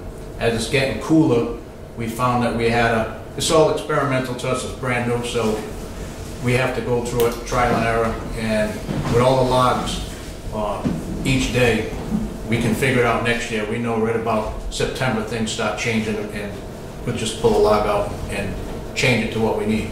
But right now I can set these tanks up to have the water move in and out enough so that there's enough flow in there all the time. There's no stagnant water. There was times that the tank would just stay like this all the time, never move. We got them, we set them right here, the movement we want. 20%? Is that what we look for? Generally 20. 20%. We look for 20% movement, and in the summer we lost just a little bit of that because when one tank was filling, it started taking water from the Hope Street tank, which brought the pressure down here, so we just adjusted it. In adjusting this, if something comes up, it calls me. If I don't answer, it calls Mike. If he doesn't answer, it calls Jim and the other two foremen. And there's no way you can fail because it'll keep on calling. It'll go through all the people. We get on our computers. I actually have it set on my work phone. I can make any adjustments through my phone or through a computer. I remember last year, you told us you could take your wife to dinner, and you had your phone, and you'd know if there was a problem. I'll just give you a 10-second story. This system and the monitoring system with the cameras we have is so amazing. I was in Miami Beach, and my phone rang, because I set rules in the alarms that if they're not set at a certain time, it texts me to tell me something's wrong, so I can look at a camera, see if somebody's there, or if they forgot to set the alarm, I can set it. Well, I noticed they were building this whole thing at Nayant Road, and they were pressure testing the pipes they just put in. And I'm in Miami Beach in a bathing suit, just coming out of the water, and I called up Dominic at the time and says, hey, they got a leak in Barrington. How do you know? You're on vacation. I stopped watching the guys try to fix it. So, going to leaks and stuff, we're adding something which should be added in the next couple of weeks. You've got the Providence, Columbia Park flow meter, the East Providence flow meter, and then the Nayant Road and Middle Highway. Those two are combined because if Middle Highway opens, it doesn't really get metered equal with Barrington. So now what's going to happen is if there's a leak in between Providence and East Providence under the water, and the SCADA notices that whatever number we put in, 4%, 5% difference in the flow, it's going to send an alarm to one of us saying that there's possible problems so that we can investigate. We just figured out, actually Kenny caught it, we figured out a leak we had in Barrington because there was 200,000 gallons difference in a flow. They went and checked it, sure enough we had a leak. Nobody told us this did. So each day that they add stuff to this is making the system safer, more reliable, and cheaper to run. You ought to tell Trump you've got a good leak control.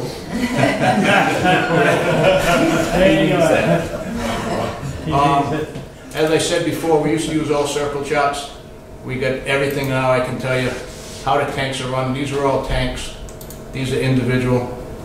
This is Fountain Avenue.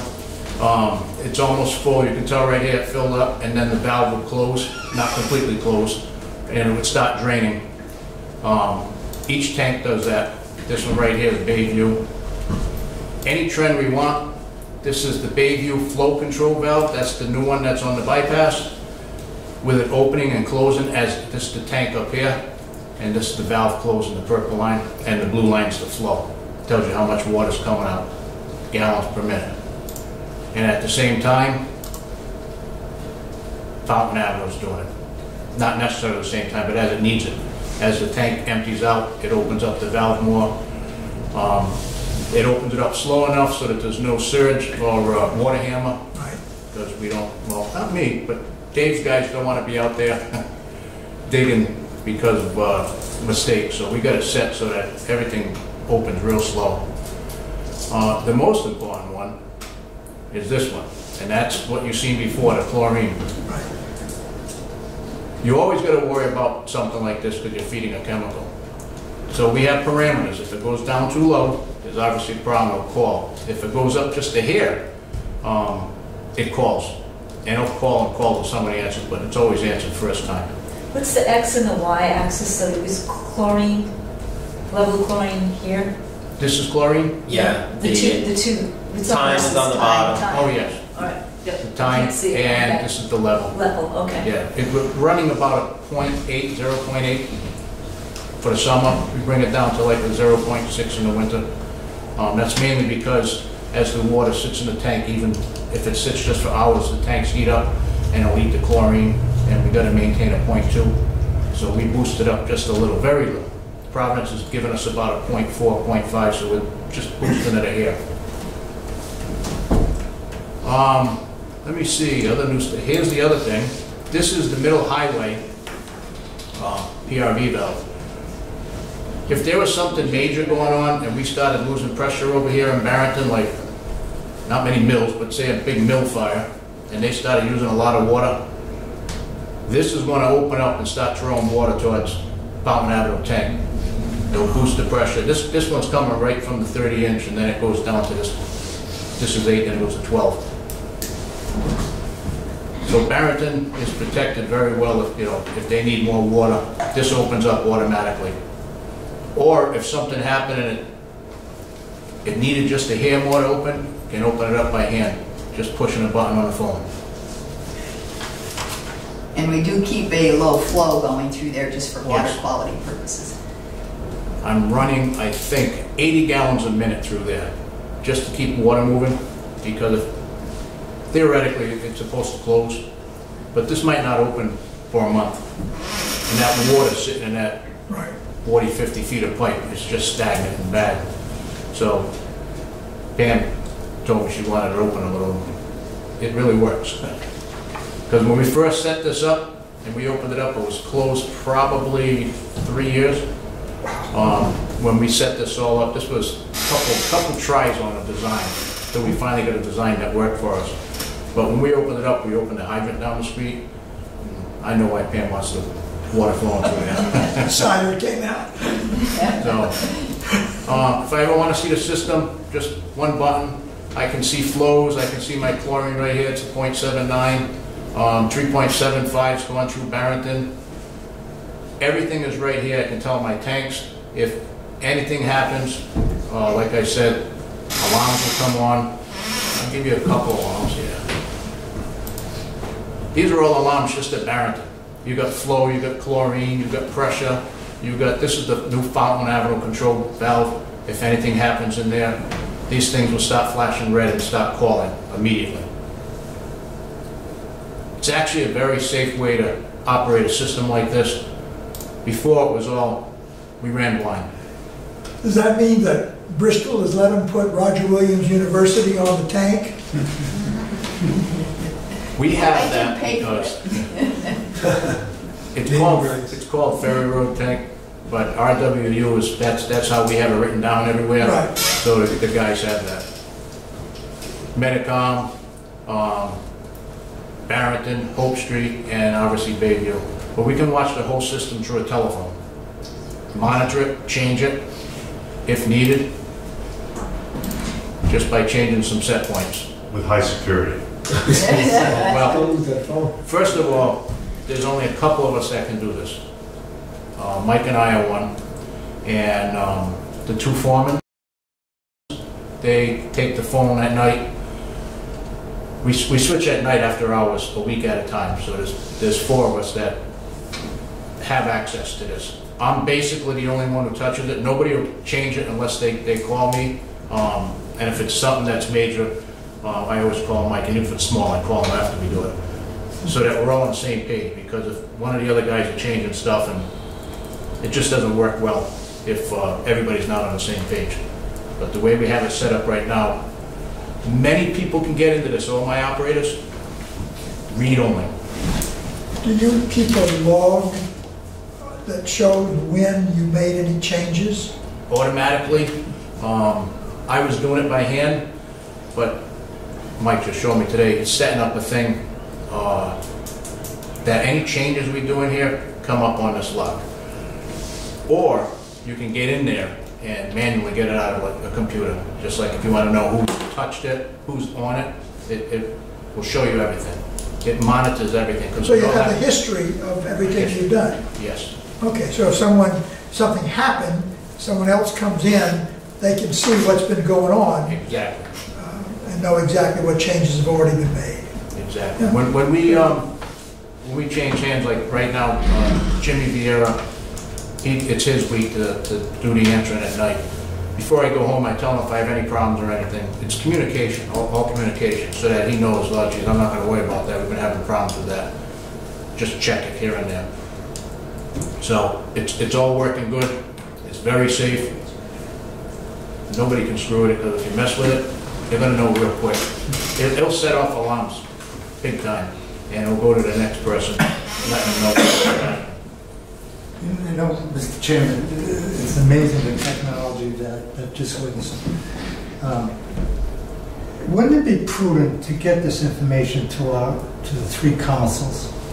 Only because if they get this information, it's going to lead to questions of, you know, what we heard tonight.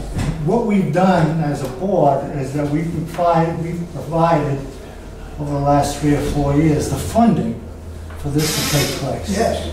And everybody's questioning, well, the rates are going up, and, you know, there's never been a ribbon cutting for putting the pipe in the ground. But all the money, all the rates increases have gone to making a product that makes it a better system. I just think that this package should be provided to all the councils. Let it generate some questions, and then we're going to try town council meeting coming up shortly, and this presentation can be you know, given to them. I mean, but it's amazing. Isn't what we've done, what you're showing here, isn't that part of what got us the award? Yes. Yeah, but that, you know, like I said, all right, so there's going to be we raise the rates like every year, and then people say, well, Frank, I don't see anything. Well, all of this is actually in our annual report, Yeah. which we do distribute to all the town councils. Nobody reads. Yeah. Yeah, well, exactly. And it shows where the rate increases are Yes, going. it definitely does. And we should invite the Barrington Times. Yeah, we should invite somebody. I mean, really, because like I said, no one goes to when you put pipe in the ground. It's not a ribbon cut. We have on many occasions, and we've actually submitted updates on things we've done, but unless it's something Unless there's disastrous, something- yeah, unless we something can't bad get it printed. Nobody thinks about a utility. But I just Nobody thinks about a utility until something bad happens. It's not news. Anyway, it's terrific. In Bristol, if there was a fire before, we'd have to wait for an alarm to come in because the tank was getting very low of water. But you see it happening. Before, we'd have to send someone in, make adjustments. Now we don't have to see it. It's going to take care of it automatically. And if it can't keep up with it, it's going to turn the pumps on to push more water to satisfy whichever tank you need, well, the 2 tanks, whichever town needs it. So the fire chief had to call in before, right, to tell you that they were drawing water? We've had problems with Warren before we had any of this, where we would have to actually go over there and open up the valve to get more pressure. We no longer have any of that trouble. It just happens. When Mallett's was on fire, we had to fly down to Barrington and open up the pumps so that we can get pressure that way. Not anymore. Right. It's all automatic. At one point, did we talk about a neighborhood pump operation? Did you do that yet? Yeah. I was talking to the Boy Scout. He started with that. Yeah. Okay, beautiful. That was the biggest thing. So that's a savings, that's a rate increase that pays for that, but it's a long-term savings. I was concerned that this wasn't going to work, but I said, let's do it. If everybody says it's going to work, let's do it. But I don't think it's going to work as well. As soon as we started doing it, I realized I was wrong. I figured the pumps were going to run maybe 10–20% of the time, but every time that it got hot out, I thought they were going to turn on. Not even close. Not even close. This thing is, and those pumps probably wouldn't have turned on. Again, this is all the learning process. We just changed these numbers now, and the tanks move better, so it never gets low enough to have to turn the pumps on. One time this summer, that's it. Do we know what the savings was for that? Is that quantified? Not running. We're calculating. Yeah, we don't have it yet, but One time. we'll get a better idea come this You need a winter. cycle. Yeah, you need a cycle. Cycle. But one thing I do have to emphasize, this is an extremely complicated system. We have one supply supplying 3 tanks, essentially off of one pressure gradient, and it's balancing act with all of those 3 tanks. Besides which, we're also taking water out of the pump stream to supply Barrington. When that valve opens and closes, it affects also the operation of the baby system as well. So getting all of that balanced and getting that to all work properly was a considerable feat. You know, you have to give Brian and his team quite a few kudos on sticking with it. Some good guys. And working all that out. Because I used to run a system with 70 different pressure gradients, and it wasn't as complicated as this one section of our system. Amazing. Absolutely amazing. 21st century. The last thing I'll say, I said it last year, I'll say it again, this is only the beginning. It seems like every couple of months it grows a little bit, and what I mean by that, it just makes our life a lot easier. This reporting is big. Well, it's easier for you, it's safer for the customer. I mean, Yes. the quality and quantity of the product is now being monitored. Exactly. Well, that's the whole point, is now we have control. Your fire service and everything, I mean, it's just an amazing accomplishment. Yeah, like built-in resilience. Yeah. And not too many people outside of this room knows this exists, and that was my whole point. Right, right. So we're moving along with our strategic plan as we Yes. came up with years ago. Yes. All right. We set up redundancy in this. Like I said, if SCADA goes, I can run everything manually. We put controllers in there. Controllers came from Israel. But anyways, if that dies and SCADA dies, like I said before, then we can just go with a switch. Then we'd have to monitor with a valve. And if the power completely goes, then all I do is start opening valves. And that's basically how we ran the plant while they were setting this whole new valve in. We ran by the road. We closed 2 valves, almost closed, and cracked them until we figured out we had enough water coming through. And that's how we ran the whole place for a day. I think that took about 8 hours for them to do. Yes. And everything can be run manually. That's great. Which is very Amazing, absolutely amazing. Anyone else have questions? I just have one thing to Yes, say, please. and then I'll leave you alone. I recommend, because you guys see this, you see this picture here, which is not that great, that we take a tour one day, at least to Barrington, of our upgrades and stuff, and everything that's happening there, because that's our main supply there, coming through there. One of my lifetime dreams, take a tour of Barrington. I think you'll be amazed at what's going on. We'll do that. We'll do that. Well, you know, compared to, Alan and I have been around for a few years, and to hear this technology, it's absolutely mind-boggling, absolutely mind-boggling. It is to me, too. It's nice. The difference is that we hear you say it, and then we deal with Boy Scout projects and this thing and that thing. You're working with it every day. It's, you know, it's your life to deal with it. And that's the best part, is that you can sit here in front of us and smile about this and be enthusiastic about this. Because that shows that, you know, the guys who are doing the work, it's easier and it's better. And it makes it easier for us to fund it. Sure. I mean, a few pictures you've shown that our positive action, our votes that we've taken to provide the funding is paying off in a super positive way. It really is. I'm just very low level here, and I'm telling you that the stuff that they're doing is improving the system amazing. That's great. Good to hear. Thank you, Brian. Thank you, guys. Well, great job.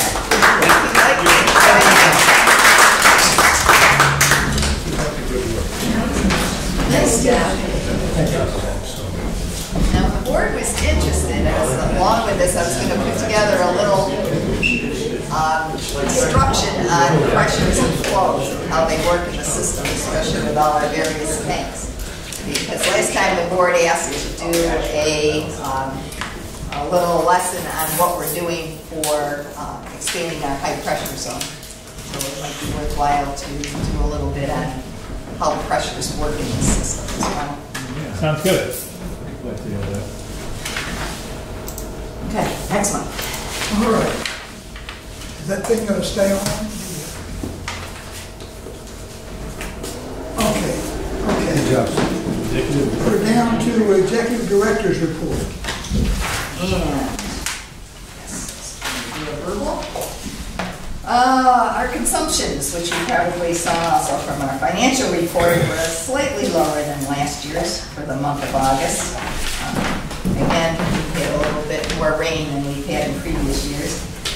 And we're about 4% below the previous year cumulative as far as consumptions. We had planned for that in this year's budget, so we're still on target budget-wise. We did realize that we had a very dry, high consumption summer last year, and that this year was probably going to be lower. So we did plan for that in the budget, so we're right on target. The Upper Kickamuit Dam, we did have our meeting of the committee, and Bill participated in that. Right now, it does look like we can move forward with removing the dam, although the major issue is the road. It's a state road. The culverts have mostly collapsed. And because the existing road is low, it's considered a high hazard dam because it floods the road should in a 100-year flood. The idea is to try, and the town is working on this, and with the DOT on replacing the road and the culverts. This is also an emergency route from the eastern side of town for access during a flood event, that it would make it a higher priority for the state to work on that. Because if the road's flooded, this road is flooded, it really kind of closes off the emergency exits for the town. So I think I may have missed something here. You're talking about? We're talking about School Street. Okay. Schoolhouse Road, which is the road by just below our dam. Right. The dam is considered a high hazard because the road, it doesn't impact any of the residents. It impacts the road during a high flood event. Should that dam break in a flood event, it would cause more flooding of the road. So it's considered a high hazard. So it's unlikely that the DEM would allow us to breach the dam, remove the dam at this point under those circumstances. However, the road, the culverts under the road are pretty much collapsed, which allows water flow, which also causes problems with water transport and with fish access as well. So the environmental groups are definitely looking at being able to fix those culverts and also open the dam for better fish flow and to eventually be a saltwater estuary down the road. So they're supporting that with the state as well. But right now the biggest issue is replacement of that road and the culverts. So the town is working on that with the DOT at this point. So we couldn't do anything with the dam? We can't do anything with the dam until the not the DOT, but the DEM approves it. And they're not likely to approve it under the existing circumstances. So if they do approve it, if I understand correctly, the road wouldn't disappear. The openings under the road would be cleared out so the water could flow in both directions. They need to rebuild the road, essentially, and build it at a higher elevation and replace the culverts, because the existing culverts are actually undersized as well. Okay. Even though they're not operating as they're supposed to. But when we say open it up, remove the dam, we're really talking about opening the culverts under the road.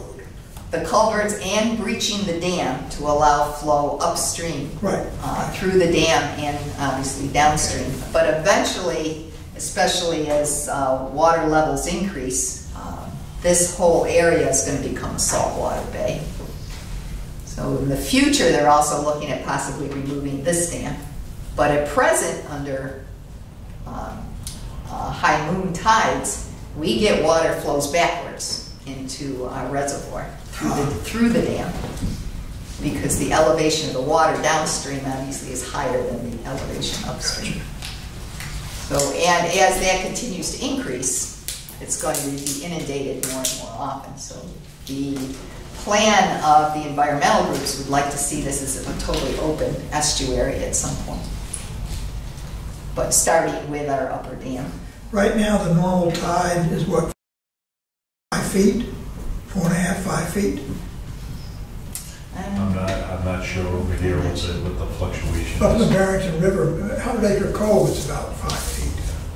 It's probably it comes up through the river here. When the moon high tides come in, as Pam said, that elevation would be taking, I don't know how years, it's been going on for a while, and salt water in to try to treat it to drink.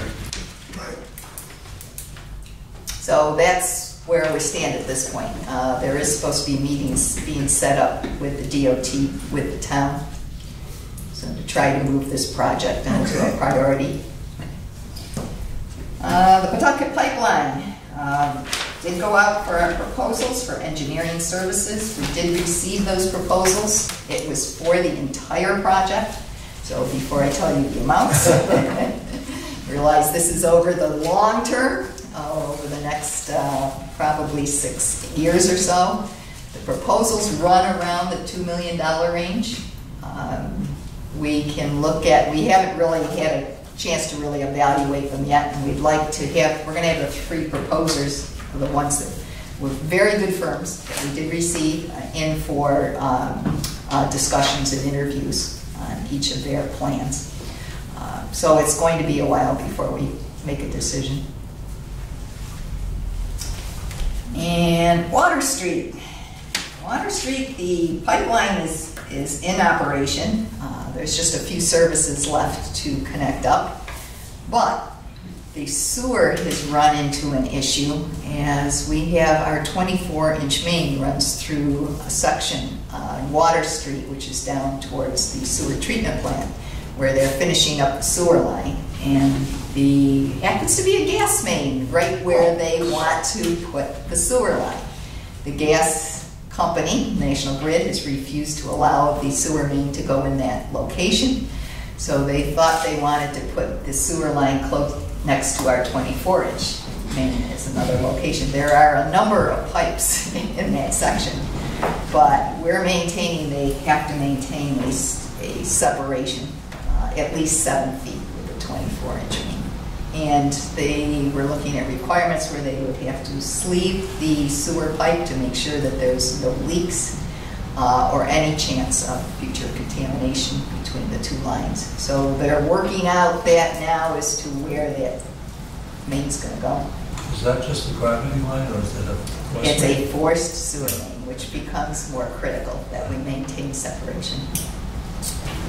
We do have gravity sewer that's a lot closer in the system, but there are exceptions for gravity sewers that can be handled.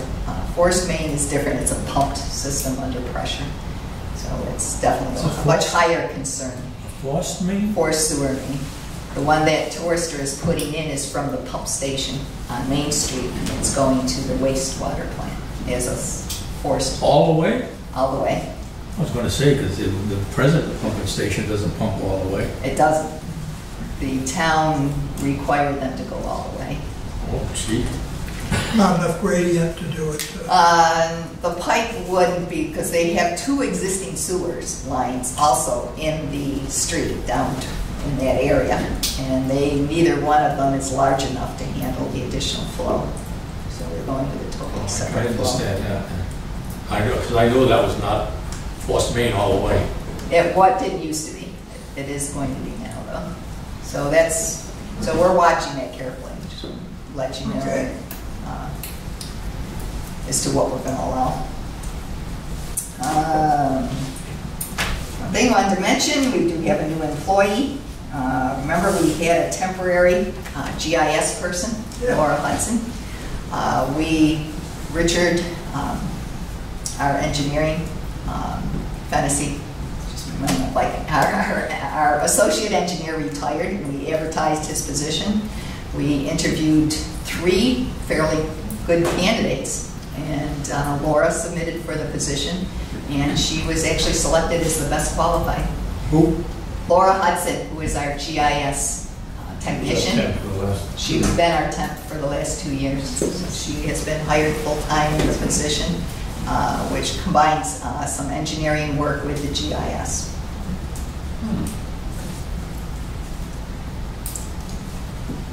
So what's our total number of employees now? Still at 33. 33? Yeah. I said 1 retired and 1 got hired. And I wanted to mention the board asked at the last meeting about a rate comparison chart, so I did hand that out. One is comparing our rates. This is the annual residential payment for the average amount of water usage compared to other utilities of similar size in Rhode Island. And you'll say we're kind of in the middle. We used to be considered the highest. As other utilities have started doing more infrastructure work, their rates have also been going up. So we're kind of in the average at this point. probably will stay in that range. You know, other utilities are still looking at doing more work in their systems, and as we continue as well, these rates should stay relatively around the same percentages. I also added, this is just the rate increases, just added. It's not cumulative over the last 12 years that have been done by the different utilities.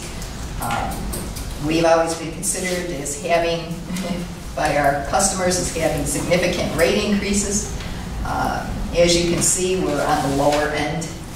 Because we've been doing around 3%, 4% every year, we've had a couple where we did, a couple years we didn't do any rate increases, and then we did a 9% or 11%. We're still lower than most of the other utilities as far as the percentage of increases that they've done over them. What's the scale on the bottom? That's just the additive percents. Yeah, percent rate increases. So doing, say, just adding our 3% over the years, we've done 60% as an additive. It's not compounded. It's not compounded. Very So good. just as a relative comparison. You send that to the local paper. Nobody will They don't look at understand. things like that. Nobody will understand. Of course, the Newport, that's the 25% increase to pay for the For their plants. treatment plant, yes. They've had some significant increases because they had to renovate one plant and replace another one. And as they have supplies like ours used to be, our Massachusetts supplies, and they had no alternatives. So they had to be able to treat water supply that's relatively poor quality. So they had to install some advanced treatment systems. Also wanted to mention, this just came out today. This is the national conference. It's in Las Vegas this year. You know, it's not till June, but George did attend last year, but I've already checked. A number of the hotels are already booked. So if anyone is interested, at least let me know so we can pre-book. If we have to cancel later, fine, but sounds like it's going to be a very popular trip, so you need to sign up sooner rather than later. At least the hotels and maybe even in the air. Going to Philadelphia. It's training worthwhile. I thought it was fabulous. Especially just meeting all the people from throughout the world. Fabulous. That's it? Any questions? Meet some Yeah. people. That's it. Okay. Good, thank you. I did have one thought. If I could. I'm on the information technology report, and I've mentioned this before. You know, they're going through a test of the system. I'm sure they're doing, you know, the best job that can be done. But you know, what I read here really makes me nervous because it would seem to me, based upon my experience, which is really substantial, that the testing should be done thoroughly on a 100% basis before anything is released. And I just want to bring that up again because we read about problems in computer systems daily. We wouldn't want a system to go out to everybody and have a lot of problems. So to me, I read that more should be done to test the system For the in a customer very portal. professional manner. Yeah, this will not go out until it's fully tested. Yeah. It's just in installation phase now, and starting to test it out, and they did find a few bugs. So this will not be put in service until it's fully tested, and then it'll go to the employees to test before it ever goes out to the customers. So the employees basically will be using it. We'll be using and testing it. Yes. Before it ever goes public. Yes. Yeah, all right. So it'll be in-house testing. Yes. So it's going to happen, what your concern is, that's what we're going to do. But my concern would also be that I don't think the employees are really qualified to do the testing. It has to be done by professionals. And the professionals have to this is the bottom line. The professionals have to consider every possibility and test those possibilities. So it has to be done by the professionals. So a system that goes out has to be 100% accurate, and that's very difficult for human beings to do. So to expect employees to do the testing, to me, isn't professional. No, this is for customer access. Yeah. This isn't, Well, the customer access, This the is computer just- system that would go out to the customers. So they're saying in their initial testing here, things haven't worked. And this is the portal access. This is for the customer to look up their account. Yeah, but there could be some, wouldn't they be paying things too over the portal? Yes.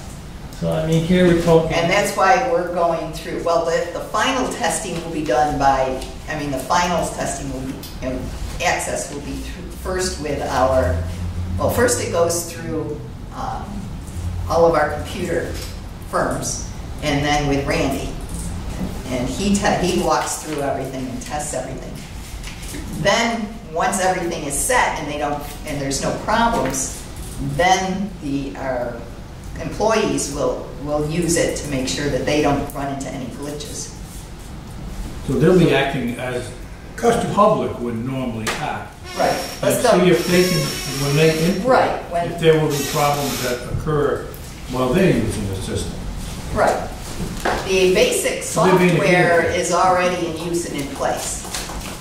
That's all the customer information, the customer data. What it is, this is the link. We're setting up a different link between the customer and the information. Well, I guess it sounds like the employees would be used to do like another testing level. And to me, that doesn't make any sense because it should be tested in-house completely. Yes, it will be first. Then we like to, well, plus it gets the employees, especially the customer service, used to using it, and they see what the customer sees when they're using it. It's usually what happens sometimes is the customer misses a step or whatever, and then they call customer service for help. I can understand that. Anyway, just to summarize, I just think the testing should be complete, done in-house, and everything, all of it should be tested 100% before it's released, really, to the employees or anybody. Because I get the feeling it's not as tight as it should be. Well, we have an existing portal. We're switching to a new portal. So the idea is to make sure that it's fully integrated and it has all the securities and all of the availability of the information to the customer. I know that people are very confident, it's just that so many problems happen all the time. It would be unfortunate for problems to happen here. Could you? Well, I'm just saying, you saw Randy's presentation. He's very, very careful about what gets released. Could you, before it's released, bring it back to the board and one more time? I say, this is a fun. That way, George and anyone else would can have a peek at it before it's released. We can have actually Randy do a presentation on it. Give it to the board of directors to test. Yeah, sure. Do you think the sample size is too small when you say the employees? Is that what you're saying? I'm saying it doesn't necessarily have to do with sample size. It has to do with the logic. It has to do with the logic of the program. So in a program, every possible condition has to be tested out. And the best people to do that are the people who develop the program and system. So to expect employees or the board to test the system really doesn't make any sense because the people who design the system have to set up a test process to test all the things. So that's very difficult because there are many, many possibilities. But it really only can be done by the people who develop the system. But if this is, anyway, I mean, I've just seen bad things happen. Yeah, well, yeah, so before it's released. Duly noted. Yeah, Before it's released, work it over, we'll take a look next month. Please. I think we're ready for finances. I think Mark left, didn't he? get fired. Mark, please, no. Oh, he's still here. Now we got all that boring stuff out.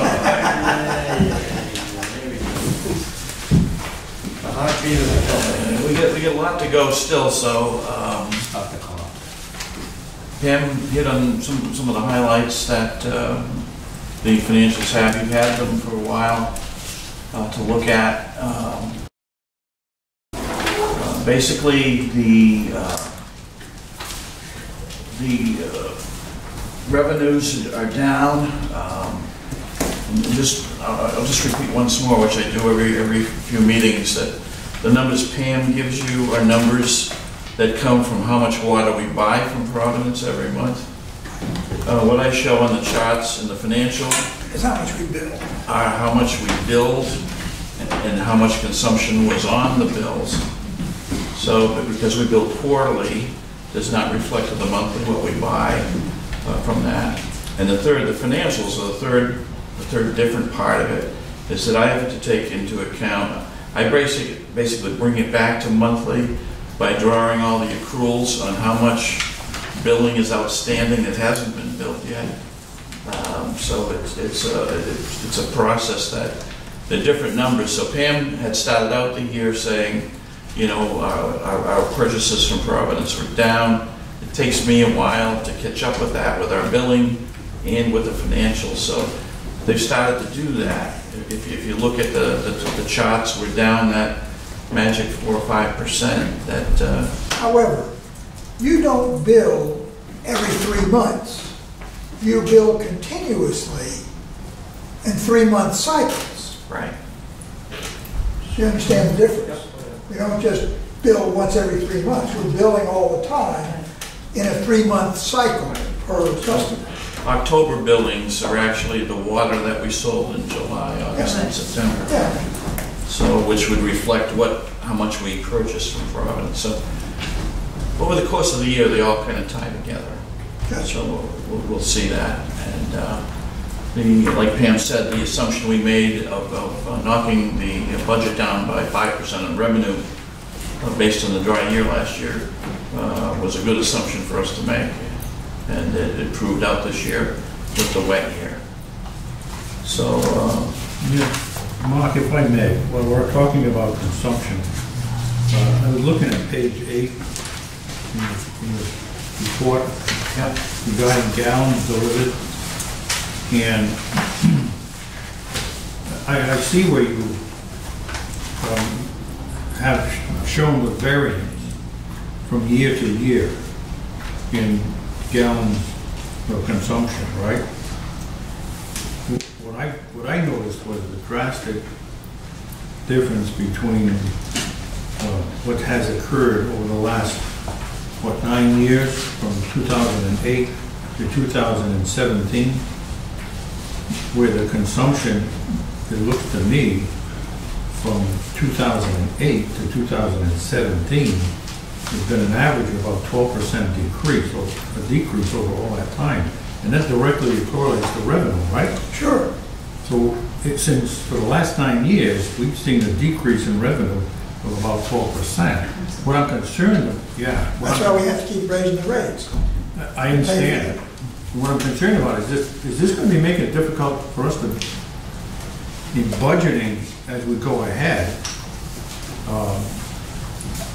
Is there a better way of determining what we need to budget related to this drop in consumption? Well, actually, what we do is we also fund a reserve fund, which is called the Stability Fund. It's actually required by the state as well, because the whole issue was all the utilities were experiencing this decline in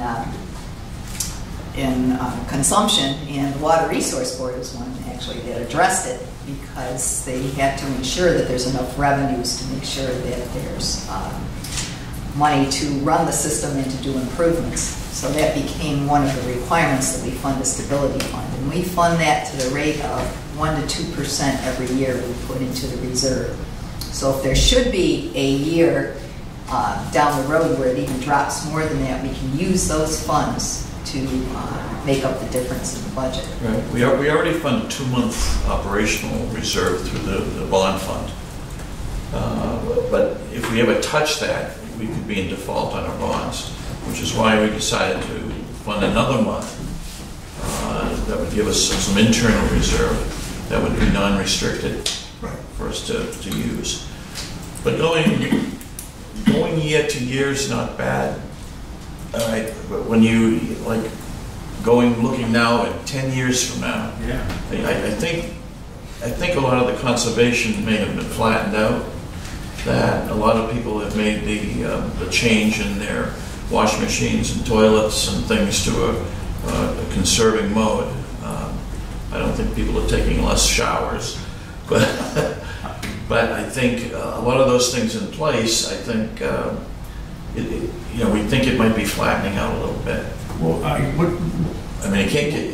what concerned me, Mark, was really, yes, the conservation is a part of it, but there may be other factors like economic factor of people losing customers, people moving out of the state or moving out of Bristol County.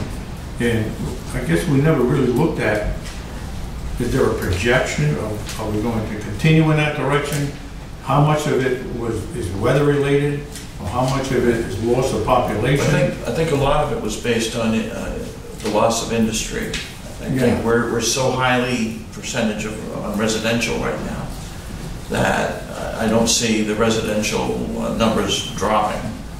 But actually, we've increased. We've increased in slightly from year to year on the residential side. But we probably lost on commercial. We did. Right. The school departments. School departments they all use a rating service to tell them how many kids are coming along. And that's how they decide whether they're going to close classrooms or combine schools. I wonder if checking with the school departments would give any insight to the future. Because they all have to get this. We're probably easier to forecast because we're so highly residential that if we were 60-40 like a Fall River or a Providence or something that has a lot of industry that could lose a big customer pretty quickly with an impact. Well, Blount. Blount. We lost Blount. That was a big impact too. Yeah, and let me ask you, one of our largest customers is Robbie Williams University. And their projection for building a bigger campus and dormitories, et cetera, et cetera. Do we have any imposed restrictions on, say, the toilets they use, 1.5 flush? I know it's bad for business. No, but that's about all you can buy now.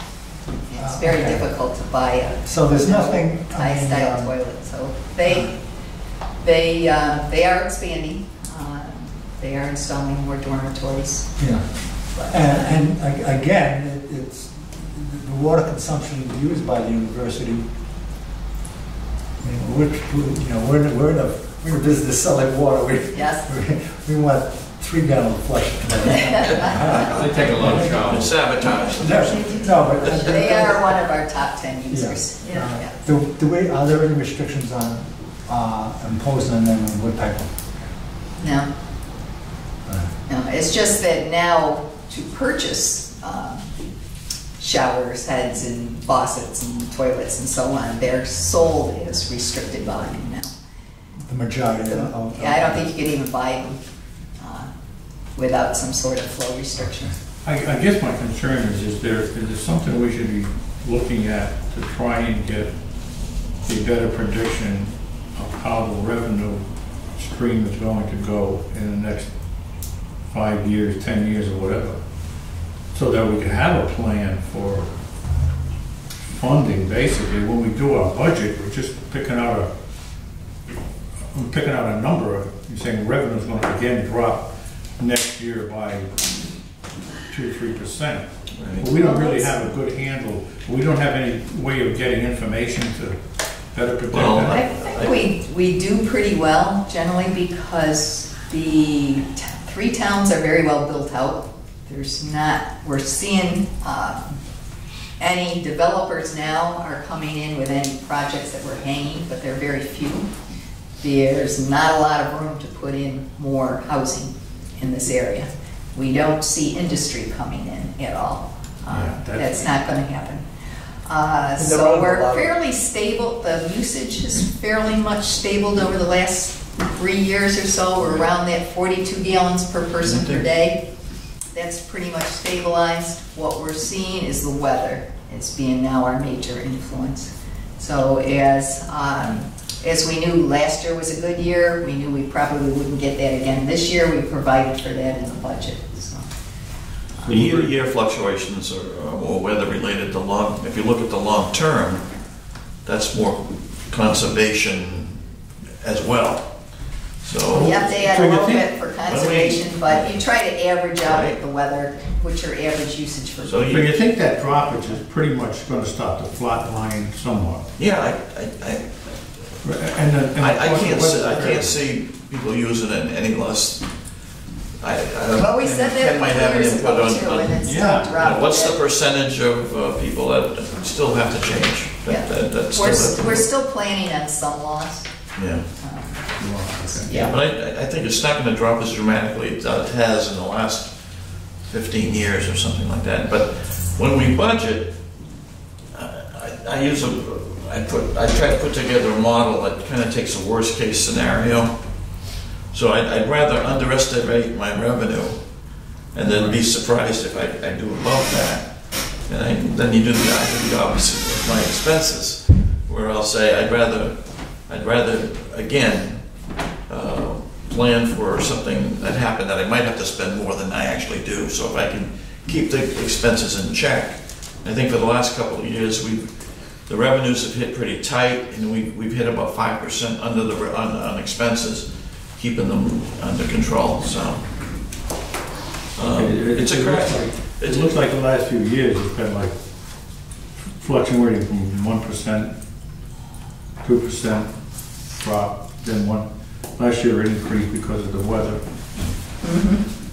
All right, I'm just concerned that we really pay attention to it when it comes to budget time. That's all. Oh yeah, I don't foresee any major fluctuations, but yeah, It's surprising how close things kind of hit. If you take that like last year where it went up 4%. Well, we said that was kind of a fluke when we were going down 1, 3, 4, 1, 1. That was weather was in there. We'll take the weather out, we might have been down 1 again, and then we would have been only down 1% again this year if we had taken that 5% gain last year out of there. So it's we need to find a way to make more money. We talked about hiring a meteorologist. Can we sell bottled water? They have 3 grades of gasoline. We need, different grades of water. Anyway, any other questions? Well, we got your point. Yeah. Any other questions for Mark? I think everybody is pretty. Nothing is jumping out. The only thing in expenses that jumps out, which Ray had mentioned, is we overfunded the pension plan, so that's why expenses are up, that 4% or whatever. But because we did that, so not in the budget. By the time the budget, I knew we were going to do it. Right, and of course we'll talk about that again, budget time, to decide what we're going to put in there. Good job, Mark. Okay. We're halfway through the year too, so it flies. This is 6 months down. So. We're already starting to talk about budgets for next year. Next item is number 10 is moved to the RFP for the Pawtucket Pipeline was moved to October. Things are not quite ready. There are committees on the board to pass this out now that we have a full board.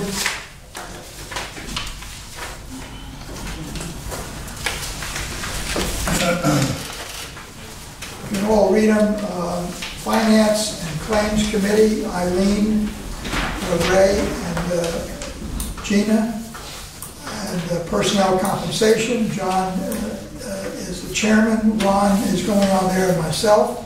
And Policies and Procedures, Bill is still the chair, Frank Sylvia, and George Champlin. So you got that information? Wait a minute, I want a correction over here. Oh, what happened? I'm a senior, not a junior. Oh, sorry. We'll fix that. You left my middle initial out. We'll My fix son that. wouldn't want to be replaced. You left my middle initial Any problems, see me about that.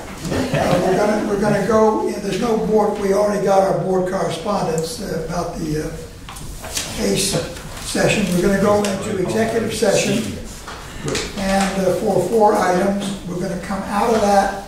The only action, do you anticipate taking any action, Joe, as a result, back in open session?